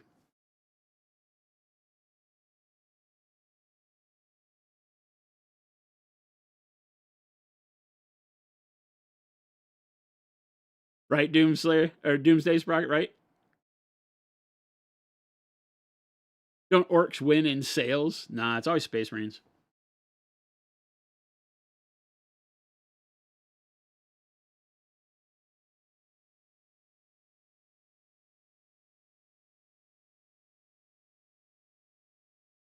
It's funny because as a fan, you think one way. As a businessman, I have to think a little. I have to be able to alter my thoughts, and they don't always fit. And of course I don't know anything about GW.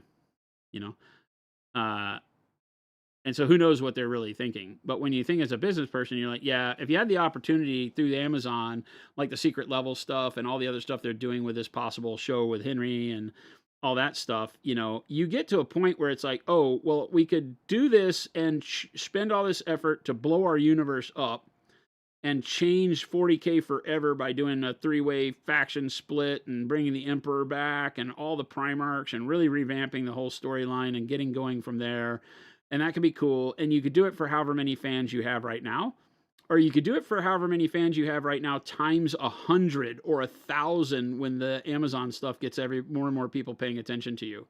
And so that's honestly what I think has happened, is that they're like, okay, dummy, let's just hold off until we see how many or how big our brand gets after these IP things happen. More Dawn of War 4 or whatever is coming, and more Total War 40K that we've seen the drop for now. And now there's all sorts of things that are going to get more people involved in the universe. And as long as it's not all freaking Titus and nonsense like Ultramarine bull, then I'm for it. Because the world is great, right? The world building's great. So if they want to hold off until they have more people so that they can blow the 40K world up, or for those new people, that's just the world they know, right? Imagine a whole generation of people that they get into 40K because the Emperor returned and they have 3 factions that are all fighting one another. That'd be a cool thing. So, more power to them. It's kind of lame that Perturabo is a demon. Yeah. Yeah, exactly. You guarantee it's going to be a bunch of Titus stuff. Oh, so boring. So boring. Ravener. Well, Ravener is part of the Eisenhorn series, is what I mean, right? You have the Inquisition trilogy, the Ravener trilogy, and the Beckwin trilogy. That's all the Eisenhorn series to me, because Eisenhorn is the recurring factor across all of that.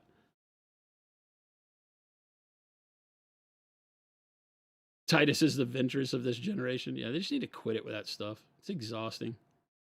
Good word, exhausting.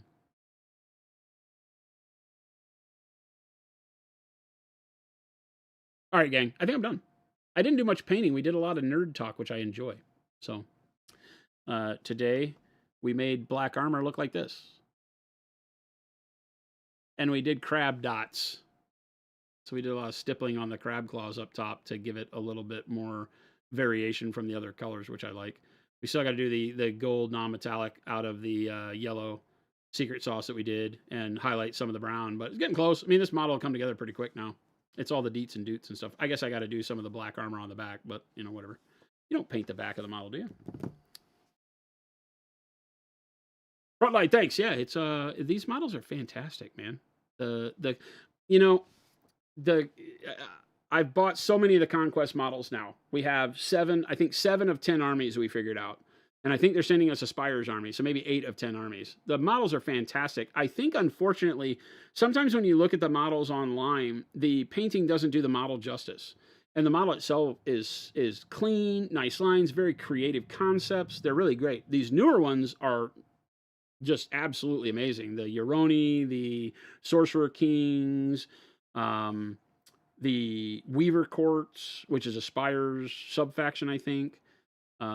Really, really cool. Their whole world building stuff is really cool. I think that it's evident that they have what it takes to get people kind of drawn in. They have a much better world building than like Age of Sigmar. So if you're into fantasy tropes and stuff, the Conquest stuff is really, really cool. Neat stories, great models. I mean, hell, I got 7 or 8 armies, and I don't know that playing is even anything I considered. I just want to paint all the models. I just want to paint stuff.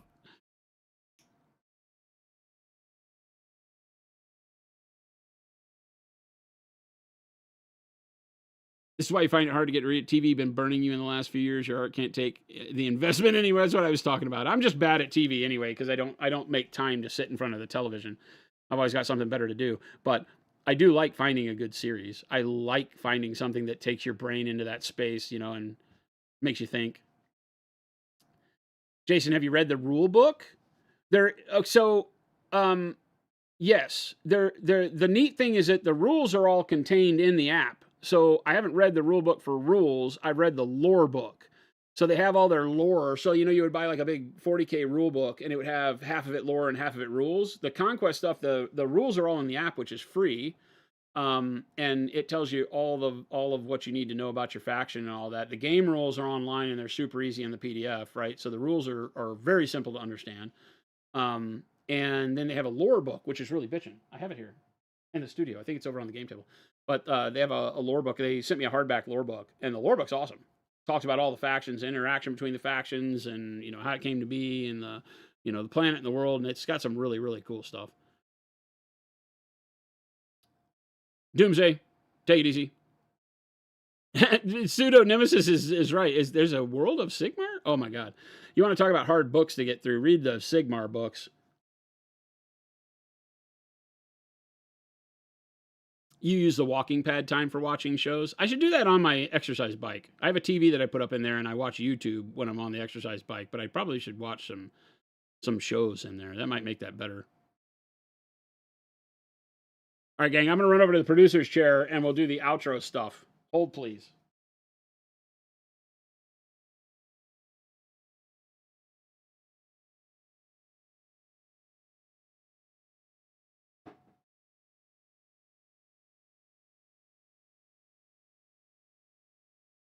All right. I remember to unmute the mic first. Now all I got to do is see. Does he let me do this? What do I do here? Oh, producer. Away? Oh, the producer camera's off. Bastage. All right, so I'm still just a talking head back here. But everybody, thank you so much. I really like these. It's fun. The after hours stuff is really cool, and I love being able to talk nerd stuff. So it's great when we can, talk books and lore and fantasy.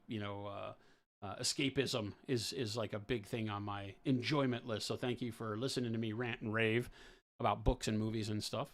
Hope you enjoyed the painting today. And remember, we do this. If you're new around here, hit the follow button or the subscribe button. We stream live to Twitch, YouTube, and Kick simultaneously Monday through Friday from 2 p.m. to 4 p.m. Monument Standard Time here in Arizona.